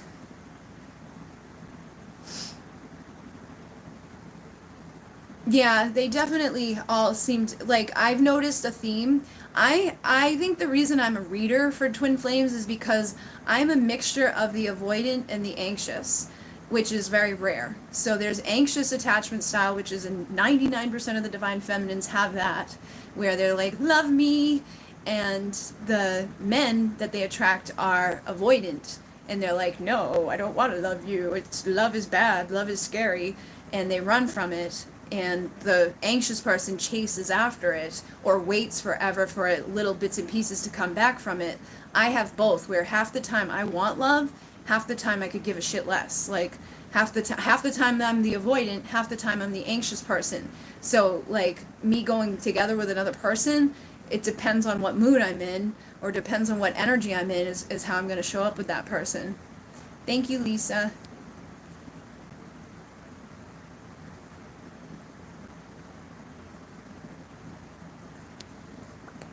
My phone just hit the 15% battery mark, so we're getting low. He is half and half too. Is he? See, and that's weird. So learning about that would probably be good too. Learning about how to deal, because you never know what you're going to get. Like, I think that's, you know, for me, like I've had kind of like codependent relationships, but at the same time, they weren't. Like my ex, the last one I was with for 10 years, he was never home. Like I was never near him. We lived together, but he would go to work at like 7 in the morning to work, and he wouldn't come home until like midnight, and I didn't see him, and I didn't care. Like I didn't care that he was gone all day. I was like, the only time I cared is if I tried to get a hold of him, like if I needed something and I couldn't, if he didn't answer for like hours, then I'd get pissed off, and then I'd get like, he's cheating. But other than that, I didn't care. Like, if I'm not thinking about the person, or, you know, actively seeking for the person, I could give a shit less where they are. But when I want to know where they are, that's when my anxiety part comes out. Yeah, that one was really good, Heather. There's this woman called Helena Hart on here that she interviews all of these different people. She has a video on there that she interviews this woman that she asks about, you know, like how to deal with somebody that has an avoidant attachment style, for those of you dealing with that. And it was like an aha moment, like a light bulb went off in my head when I saw that, and I was like, that makes sense. And it happens from childhood. It's like the first 18 months of your life is when it happens. So looking into that would be really beneficial. So searching Helena Hart, Helena Hart, avoidant attachment, would probably bring up that video. It's a girl with dark curly hair.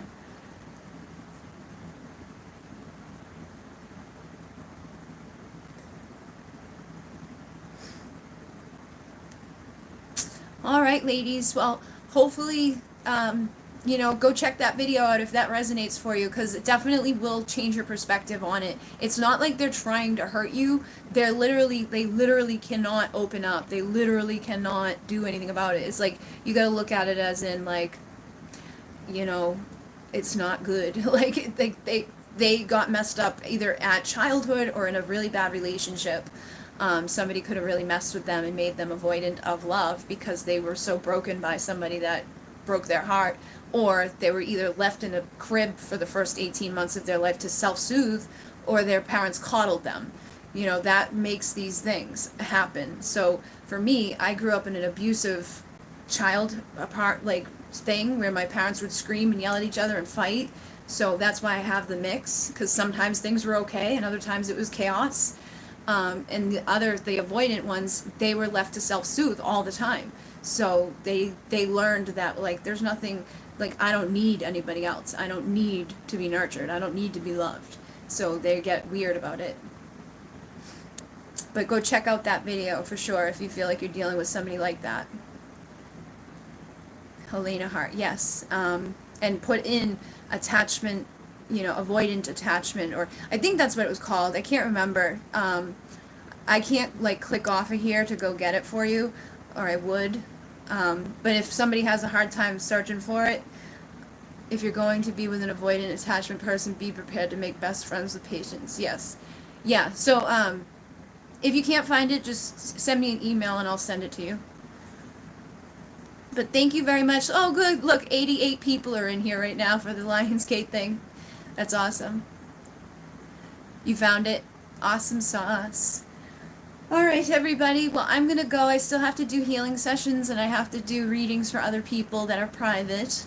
So thank you very much. Thank you for sticking around with me, and I will see you all again soon. I will definitely do a live again. I can't remember. I just hit 12.5 today on here. So when I hit like 13, I'll try to do a live for everybody again. Or it will be for the Alcyon Light Healing. Alright guys, thank you very much. I'm going to go now. In Mune, namaste.